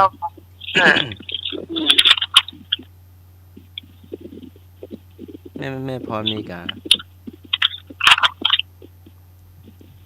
พรมีว่า ครับ อ๋อเอาเที่ยสมัยเก่าเนาะ เลย ได้ เดิมมันนี่เมื่อก่อนเนาะในในบ้านตั้งที่อยู่ไกลๆแล้วก็มีไฟฟ้านะเจ้ามีไฟฟ้าใช้โกมนะเนาะโกมกันตรงนั้นนะเนาะมั้งโกมที่เป็นกระป๋องน้ำนมนั่นนะจะใช้โกมอันนะแล้วก็มันมีบ้านเมื่อก่อนมีห้องน้ำอยู่โล่งมาเนาะมีห้องน้ำแบบมีบนบ้านนะจ๊ะห้องน้ำแล้วมีบางคนมันมีชอบแอบมองเพื่อนนะรับเพื่อนน้ำนะอันนี้เรื่องแต่ที่อันเคยเป็นละอ่อนได้ยินมาเนาะแล้วบางคนเพื่อนก็ไปลากโฟกเพื่อนพออาบน้ำละอ่อนอาบน้ำก็ลากไปลากโฟกพอเพื่อนเตียนที่มีหูเนาะมันจะมีหูน้อยๆนะมันจะไปดูเอาโกมเข้าไปอาบเข้าน้ำเลยแล้วก็มีไปรอดออกมาแล้วมีคนไปแอบดูดาวคดีพี่น้องนะมาก็รู้ว่ามีคนแอบดูเนาะแล้วก็โอ้ว่ามีคนมาแอบดูน้องเนี่ยคนพ่อแม่ตั้งลุ่มอ้ายอยู่ตั้งบนก็ได้ยินนะคนที่แอบ คนที่แอบดูก็โลนกะโลนไปไม่รู้จะไปไหนแต่ร้านค้ามันอยู่ยังเปิดอยู่เนาะร้านค้าในหมู่บ้านนะเปิดไปอยู่ก็โลนเข้าในร้านค้าก็สะดุ้งเอามันอย่างนี้อย่างมาต่อนมเนี่ยแหละนมมันสะดุ้งจะเกิดอะนมคนขายของยังไงนมไม่หรอไปซื้อก็รู้เดี๋ยวเขาโล่นไปก้นมาอ่ะมันได้น้องอมโล่นไปก้นมาพี่คะยังมาซื้อยังแต่ผมว่าได้นมทำแค่นี้ร้อนเลยนมจะเอาเลยเนี่ยเป็นว่าคอบ้านตายเนี่ยอันแค่นี้ได้มันก็รับสารภาพอะค่ะทำเลยคอมันนะเจ้าฟักจะบอมไปอีกไปเขตความภาพเปลี่ยนอย่างก็ร้านค้าน่ะค่ะโต๊ะเด็ดนมนั่นว่าก็โต๊ะว่าค่ะแต่แล้วเขาเลยเล่ากันมาเนี่ยตาอย่างนั้นก่อนในหมู่บ้านมันจะมีไฟฟ้าเนี่ยเนาะแล้วก็แล้วพกเมื่อไหร่อย่างนี้ก็โจกไปแค่เล่าโดนซ้อมแม่เลยจบเลยเดินซ้อมจะบักจะบอมเลยเราจะไปที่บ้านประหลวงมันดึงยอมห้าต่ำไปแล้วกำนิ่มแย่แล้วกำนิ่มแย่แล้วหลับแล้ว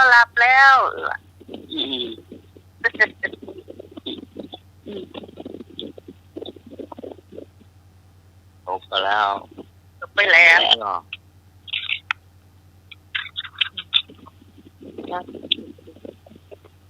แน่ละการสมัครเห็นกันมีก็มีดำก็ลุงลุยมีอย่างเห็นแค่เนี่ยตัวรถโดยสารได้ค่ะรถโดยสารได้ค่ะก็เอารถโดยสารเข้ายังไงหรอนี่ปลากลับมาออกเข้ายังนะเนี่ยแล้วก็มีเจ้านี่อันลูกชายขับรถโดยคนของคนโดยสารรถจะออกแล้วเด้อขึ้นรถเลยอย่างขับรถเต็มแล้วลูกพี่ออกไปเลยก็เป็นลูกพี่อ่ะก็เป็นคนขับเนาะลูกเขยลูกยายเขาล่ะลูก พ่อแม่ห้อยโลดตะโกนแล้วก็เอาเลยลูกพี่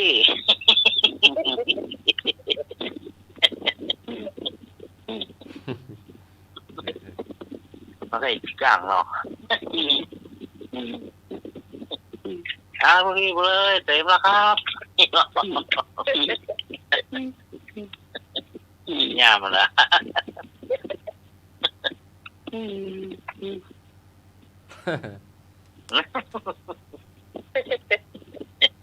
เอาเห็นเรื่องเนาะขับมาดีๆเนาะเอาตีไฟเลี้ยวเก๊กว่าตกใจเนาะ ยิ่งตกใจอย่าง ตกใจรถเราวิ่งมานะก็นึกว่าบ่มีรถนะจ๊ะดีบ่ได้มาไวเนาะ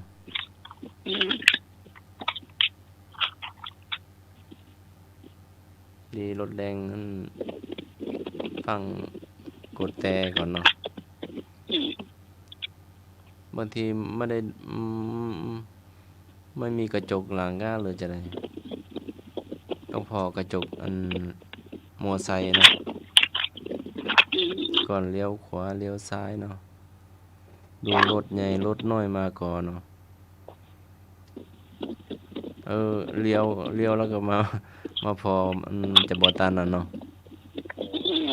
ก็จะดุ้งกันเนาะ รถมอไซค์เขาให้ใส่กระจกด้วยเนาะกระจกตรงแฮนด์ เอากระจกส่องหลังอ่ะมันบ่มี บ่มีก็แล้วก็เลี้ยวนะก็หักเลี้ยวนะหักเลี้ยวแล้วก็มาเลี้ยวพอดูรถนะก็ดีรถทางเราไม่ได้วิ่งมาเบยเกินเนาะบีบแต่ทันแล้วก็ชะลอทันบางทีก็เห็นตีไฟเลี้ยวขวาแต่เลี้ยวซ้ายนะบ่ได้พอไฟเลี้ยวก็จะได้ ใจลอยเนาะได้มาอยู่กันเนื้อกระโต ลูกเลยจ้ะ หรือว่าบ่ได้ดูเกหน้าจอก็ ใจมีเงินตัว แต่ไปตั้งไกลนะเลี้ยวขวาว่ะ โอ้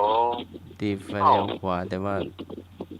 ไปได้เป็นกิโลนู้นก็ค่อยเลี้ยวซ้ายอะ ครับ บ่เลี้ยวสักเทื่อเนาะ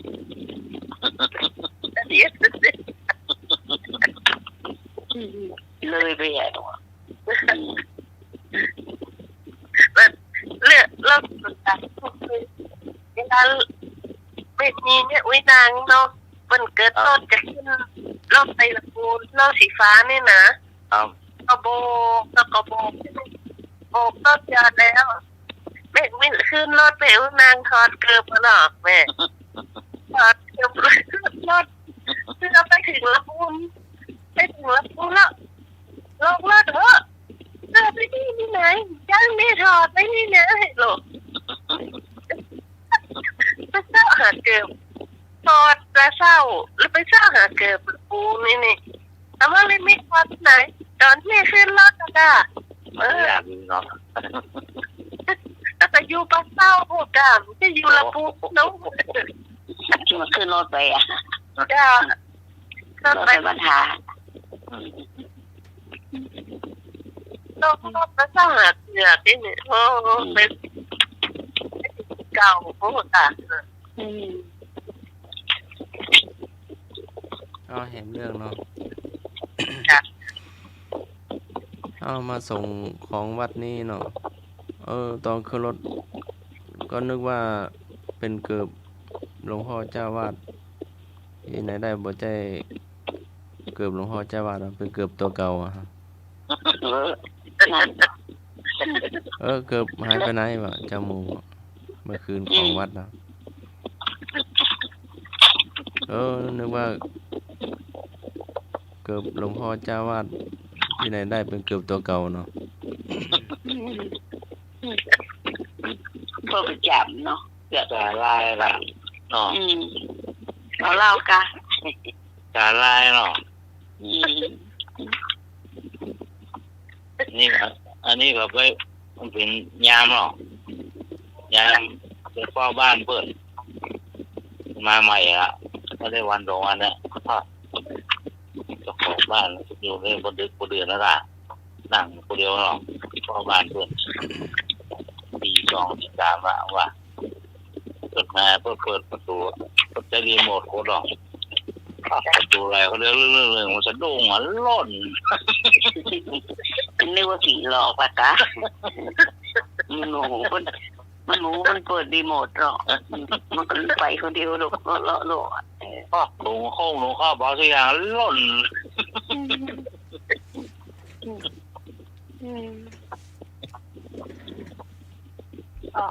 ผมไปผมเอาอ่ะผีหลอก นึกว่าผีหลอก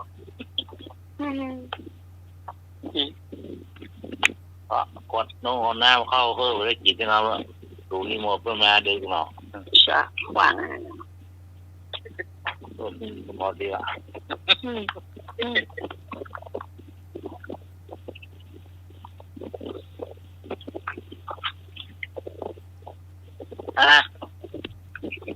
ชอบว่าได้นี่ก็ ชอบก็ยังออกเลย มีอยู่ เสียงพัดลมไม่หน่อยอ่ะ มีครับพอลมมีละ มีอยู่แตงอย่างเสียง อ้าวหลวงพ่อคำวัดละกาวะอ๋อ ขึ้นละครั้งเด้อ แล้วตัง ทำแล้วทำ5 โมงแรงวะแต่วัดบ่เหมือนกันเนาะ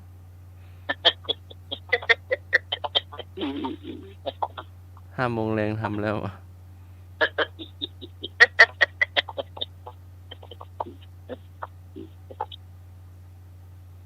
แต่เปิดเครื่องเสียงเนาะเปิดจะดังนะ จวงเนาะให้จวงอ่ะ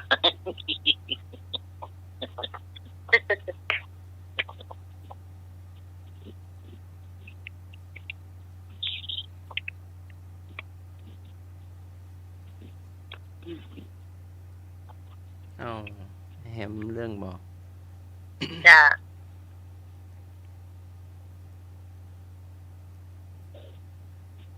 ไอ้อย่างว่าบอก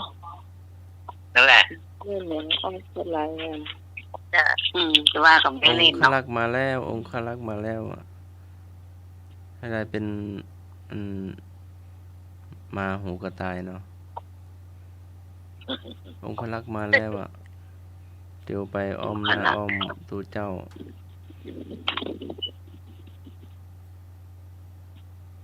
เราสมว่าหล่อเนาะวะ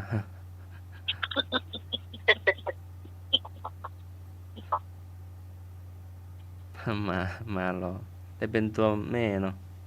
เป็นหูกระต่าย อ๋อ ไปไหนก็ไปเนาะไปบิณฑบาตก็ไปสวดก็ไปไหนก็ไปหมดแล้วเนาะ ครับ ไปเทศก็ไปบิณฑบาตก็ไปงานไหนก็จะไปหมดว่ะ เป็นองค์ขลักษ์เหรอไปหมดอ่ะเป็นไปตัวเองเนาะ อ๋อ เอาพอจะบานผ่านมาอ้าวหมานำหน้าตู้ น่าถูก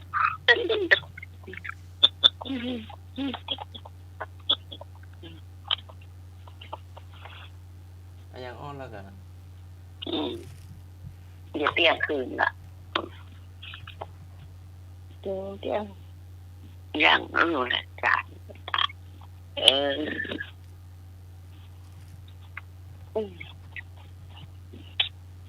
รับไปจำ ใครหลับใครหลับแล้วเนี่ย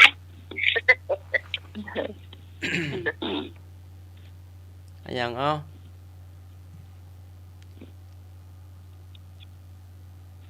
เกิดมามีเขาใหญ่มาเขาหาย หืม เกิดมามีเขาใหญ่มาเขาหาย ใหญ่มาเขาหาย เจ้า อ๋อตอนเกิดนี่มันมีเขา เขาใหญ่ เป็น มา ยัง ก นะมะเขือกะ ใช่ ยาง อย่างนะเมื่อมันออกมาใหม่ๆไม่จะมีอย่างเสงอกออกมาสองข้าง เป็นเกี่ยวกับวันเดือนปีเนี่ย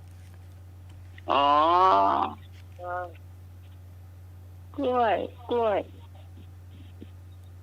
เป็นค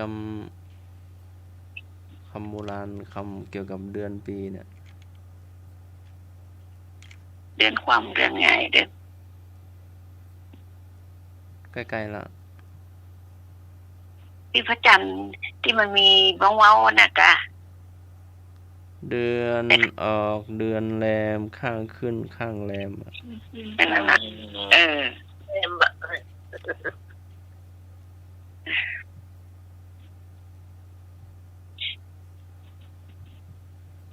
ข้าวเหนียวอยู่บน น้ำไหมพอ ข้าวเหนียวอยู่บนฟ้า ไฟอีกอ่ะ ไข่ ไข่ไข่ดาวแล้วกะ ไม่หรอก เจ้า อืม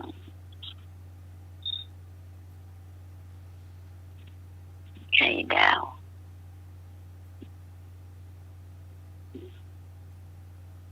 ไอ้เนาะพูดชื่อว่ากระแตมันมีแข้งมันมีขา น่ะที่ขูดมะพร้าวอ่ะที่ขูดมะพร้าวอ่ะ เนื้อปูนเปล่าค่ะ แมวขูดมะพร้าวแมวขูดมะพร้าวอ่ะ นี่กระต่าย นั่นนี่บนท้องกระ กระ ต่า ต่าย ยคนไทยน้องกระต่ายเป็กอะ อืม เจ้า ท่านหาขอ มี ง แข้งมีขาเนี่ยมันมีเสียงอะ นี่ใช่อ อะ ย่าง ไรนะ นี้ ถามว่าอะไรนะ ชื่อว่ากระต่ายแต่ว่ามันมีแข้งมีขามันมีกระตาก ระ จะ ต่าย ใช้งานได้ กระต่ายตื่นตูม ใช่ใช้งานได้ กระต่าย เปิ ขุ ด ด ใช้ มะพร้าง าน ว ดับ อันนี้เปิดใช้งานกะ ครับ ขี้กระต่ายใส่ต้นไม้ ได้ กระต่าย นี่ใช้งานได้ เป็นก ใช้ ระ งา ต่าน ย เกี่ยวกับหยังนะเกี่ยวกับหยัง เกี่ยวกับคนครับ เกี่ยวกับคนหูกระต่ายน่ะกับที่ผูกคอน่ะ ครับ ไม่หนอ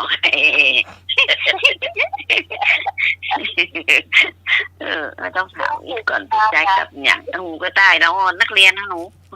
ตามจุด ก็ บ้า จะ ละ ผูกเป็นหูกระต่ายอ่ะผูกคอเนี่ยผูกคอเสื้อยังบ่อยเนาะบ่อยร้านอาหารใหญ่ๆอ่ะอ๋อได้ละ สี่ตีน อืม สี่ตีนขึ้นฟ้าอ้าปากกินคน สี่ตีนขึ้นฟ้า อู้ เจ้า อู้ เจ้ามันเป็นจะไดอู นอนไหนฮะจ๊ะ สี่ตีนเป็นจะไดจ้ะ ตัว เชือกสี่เส้นไว้กัน ครับ ดึงสองฝั่งละสองอะนะ เด็กสีเส้นมัดเสามัดตรงเนาะ เออ สี่หูปากเดียวอะไรอย่างเงี้ย ชุดเหรอ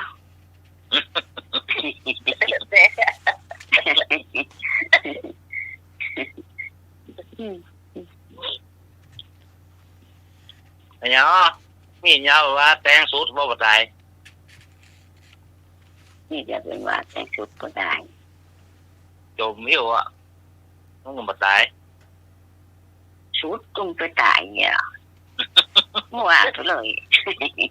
ชุดมันเป็นผ้าเนี่ยแต่งไปแล้วมันไม่ตายเนี่ยโอ้ย มันจะสมัครโทรมาเบอร์นี้เหรอ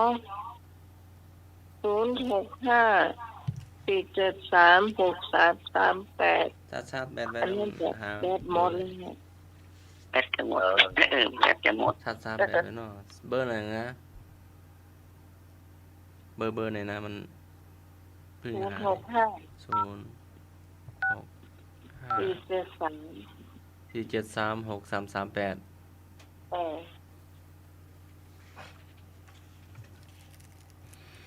อย่าง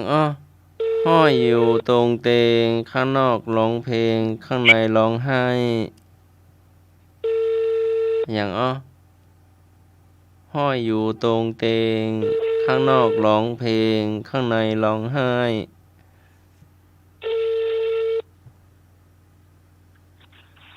ห้อยตองเตงข้างนอกร้องเพลงข้างในร้องไห้ เจ้า แหแห ย่างบ่ ไม่ ใจ หรอก ยังใจเจ้า เป็น มัน ละ เป็น อ่ ข อ อน งใจ เป็นละอ่อน เป็นร้อน เป็นคู่กับละอ่ เป็ อน น ร้อนแล้วใจนี่ค่ะ ฮะ ค่ะนั่นก็ มากบัดนี้จะ ฮะ มาใหม่ ก็โทรแล้วนะ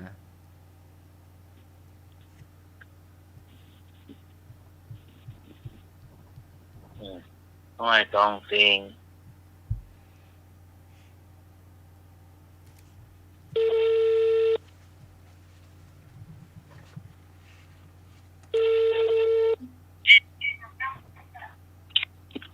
ห้อย น้ำกะ ห้อยตรงเตง ห้องตรง ตาลน่ะเหรอไม่ตาลแล้วหรอ ในการหาบน้ำขั่วกะ อ๋อมันน่ะน้ำฟ้าน่ะก็ร้องไห้อ่ะ กับ น้ำฟ้าเอาคู่กับ ร้องเพลงอิดอัดไปกะกับเพลง ไม่ละ น้ำก็ปะมากะให้ เป็นน้ำตาให้อ่ะเนาะ จ้า หมูที่หามหน้าปีมในเอลออนหรอจ้าคนหาจ้างมาจ้างออเดอร์เนาะคนหาน้ำใหม่นะเอลก็ได้คือเบอร์ น้ำฟ้าดงฟ้าอากาศน้ำตาเลี้ยวไว้เนาะ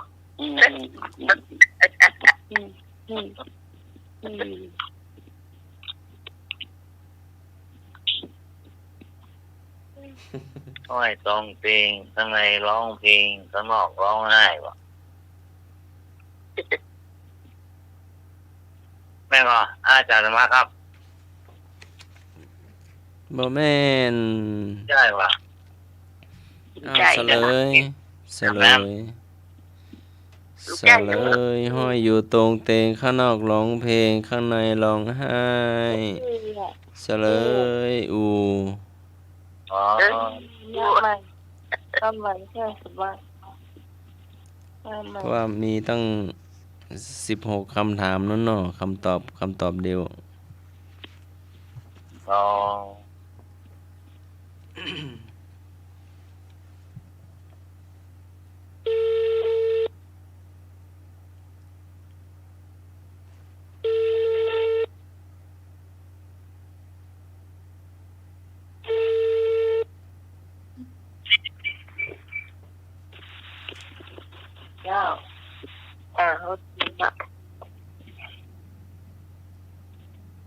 อะไรทำไปแค่หัวทำปีกน้ำตาลน้อยปีก แห นะ แห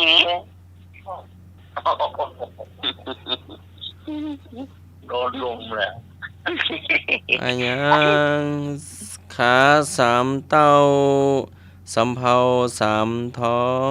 3 พี่น้องร่วมห้องเดียวกัน นี่นะคะคนหนึ่งเข้ามอหนึ่งเข้าอ่ะ เป็น2คำถามเนาะ เป็นนั้นเองก็ก้อนเศร้า ก็สร้าง3 ก้อนเนาะแล้วก็ตั้งมอหนึ่ง วันหนึ่งเรามีหายเศร้าปีฝ่ายปี แล้วก็เดี่ยวมอหนึ่ง อันนี้อยู่ต่อหน้าพระเจ้านั่นน่ะ วันพระวันศีล ต่อหน้าพระเจ้ากระถางถูกกะ พ่ออาจารย์จะเอาไปต่อหน้าพระเจ้าอะพ่ออาจารย์วัดอ่ะพอดอกไม้รวมกันได้เยอะเลย อ๋อสามอย่างละ3 แจงน่ะพี่น้องอย่างละ ขันแก้วทั้ง3ขันดอก แก้วทั้ง3อ่ะ เนี่ยนะ อันนี้รวม3 แจง กันแก้ทั้งสามม อย่าทั้งสาม เมื่อเจ้าขี่ข้างใกล้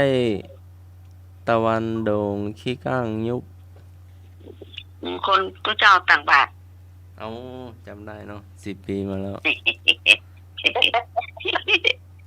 ชอบสิบบาทอ่ะ อืม บิณฑบาต อืม เนาะพระเจ้ามันปล่อยมาที่ปูมแป๊บ รูด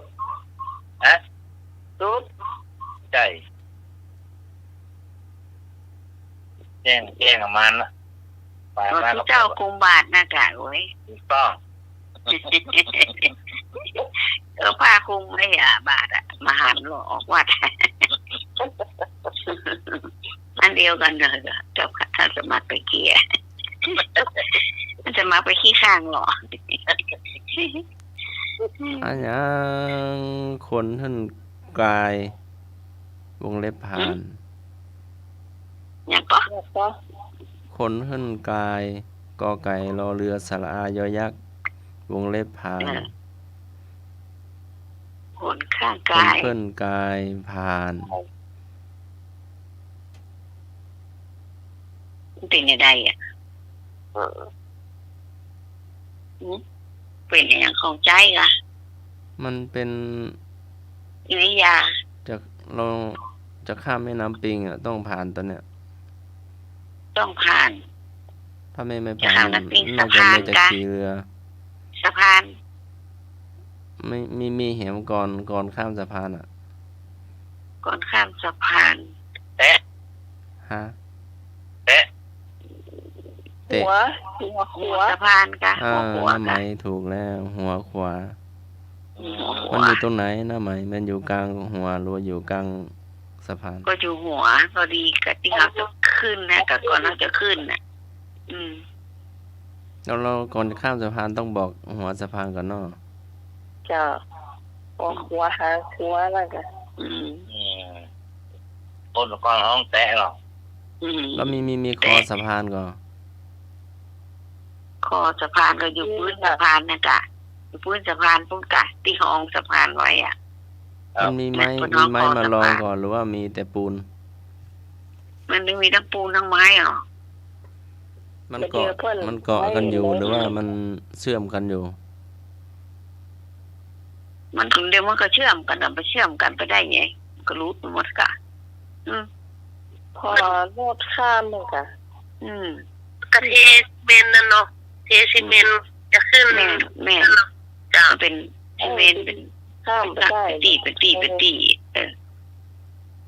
แต่ตะม่านน้องเลยยาวไปแต่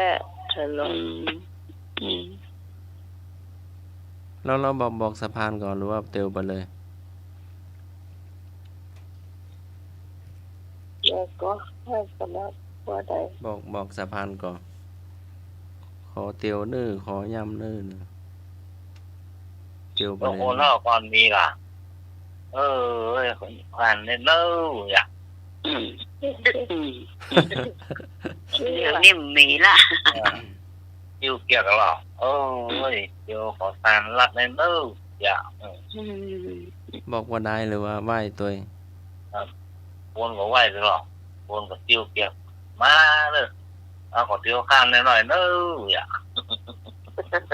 อืม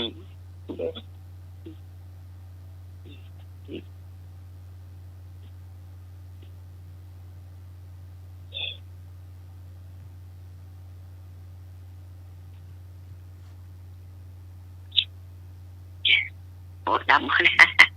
ที่เห็นมาถามมา เอาแฮมกา เดี๋ยวดูเวลาเนี่ย เดี๋ยวสัก10 นาทีถึงหรือวะ ให้10 ปีละ อยู่ทางบ้านพ่ ข อ อง งนะ 5 นาที5 นาที เปลี่ยนกันถามป้อง นาทีเดียว หืมนี่เนาะ ฮัลโหล ตรงไหนจ้ะ โอ้มีสาย หืม ครับหลวงพ่อว่าไหมครับ ต้นเท่าลำหอกจะดอกไปขาย ต้นเท่าลำหอกจากตอกไปขาย เก็บ ข้าวโพดเหรอข้าวโพด ข้าวโพดค่ะ แม่นเลี้ยว หมดเวลา มีแหมกอ เจ้า หมดเวลาแล้วเจ้าหนึ่งห้าสิบห้าละ โอ้ นี่เมื่อ มา รักประโยชน์ ต นะ อนดึกเนาะ ตาคิดมาตอนดึก ช่วงนี้ทีมงานทำมาให้เพื่อนข้าวก็ต้องลาคุณผู้ฟังไปก่อนตอนที่หน้าเจ้าเราจะมาพบปะกันใหม่สำหรับพระเจ้าวันนี้ต้องขอบคุณอาจารย์กระโคสมวิศวัตวรกิจผู้อำนวยการสถานีผู้ครอบคลุมเสียงและเพลงคนผู้ฟังที่ฟังตัวสำหรับพระเจ้าพิสมัยสุริโยดรแต่บ้านนอนตันตำบลเมืองแก้วอำเภอแม่ริมจังหวัดเชียงใหม่เจ้าวันนี้ต้องลาคุณผู้ฟังไปเพียงเท่านี้ก่อนจากสมาตัวในเจ้าขอบคุณในเจ้าพี่พรในเจ้าไม่บุญตัวใน เจ้า เจ้าสมา อนามัยพี่ก่อนเนาะอนามัย เดี๋ยวตีก่อนสวัส สวัส ดี ดีก่อนเจ้า จ้า อนามัยวูบหลับไป2-3 ยก แม่บุญวิพรนั่นมาครับ เจ้าสวัสดีเจ้าไอ้หนุ่ย ครับ เจ้าก็จะนั่งปากกันใหม่ จ้า เจ้าน้องพรสวัสดีเจ้า เจ้า สวัสดีเลยจ้า เจ้าวันนี้มาร้องเพลงเนาะแค่หลับเนาะเจ้า น้องก็ได้น้องฟังอยู่เจ้า เจ้า ในการเปิดกับห้องไปด้วย อันนี้มันไม่ได้ยินอะไรปะเอียงหูฟังก็ไม่ได้ยินดนตรีมันนะก็อย่างวะพรได้ยินก่อน ได้ยินจ้า เหมือนกันนะ เดี๋ยวน้องการเอาโทรศัพท์ไปวางก็ได้ ท่านพระอำลาเนาะ เจ้า ถ้าเทยะปุริโสทานังคนควรให้ของที่ควรให้ขุตการนิกายชาดกสัตตกานิบาตค่ำคืนนี้ก็ไหว้พระสวดมนต์แผ่เมตตาหยาดน้ำหลับเป็นสุขตื่นเป็นสุขขอเจริญพร จ้า สาธุ สาธุ เจ้า พรไม่มีหรอ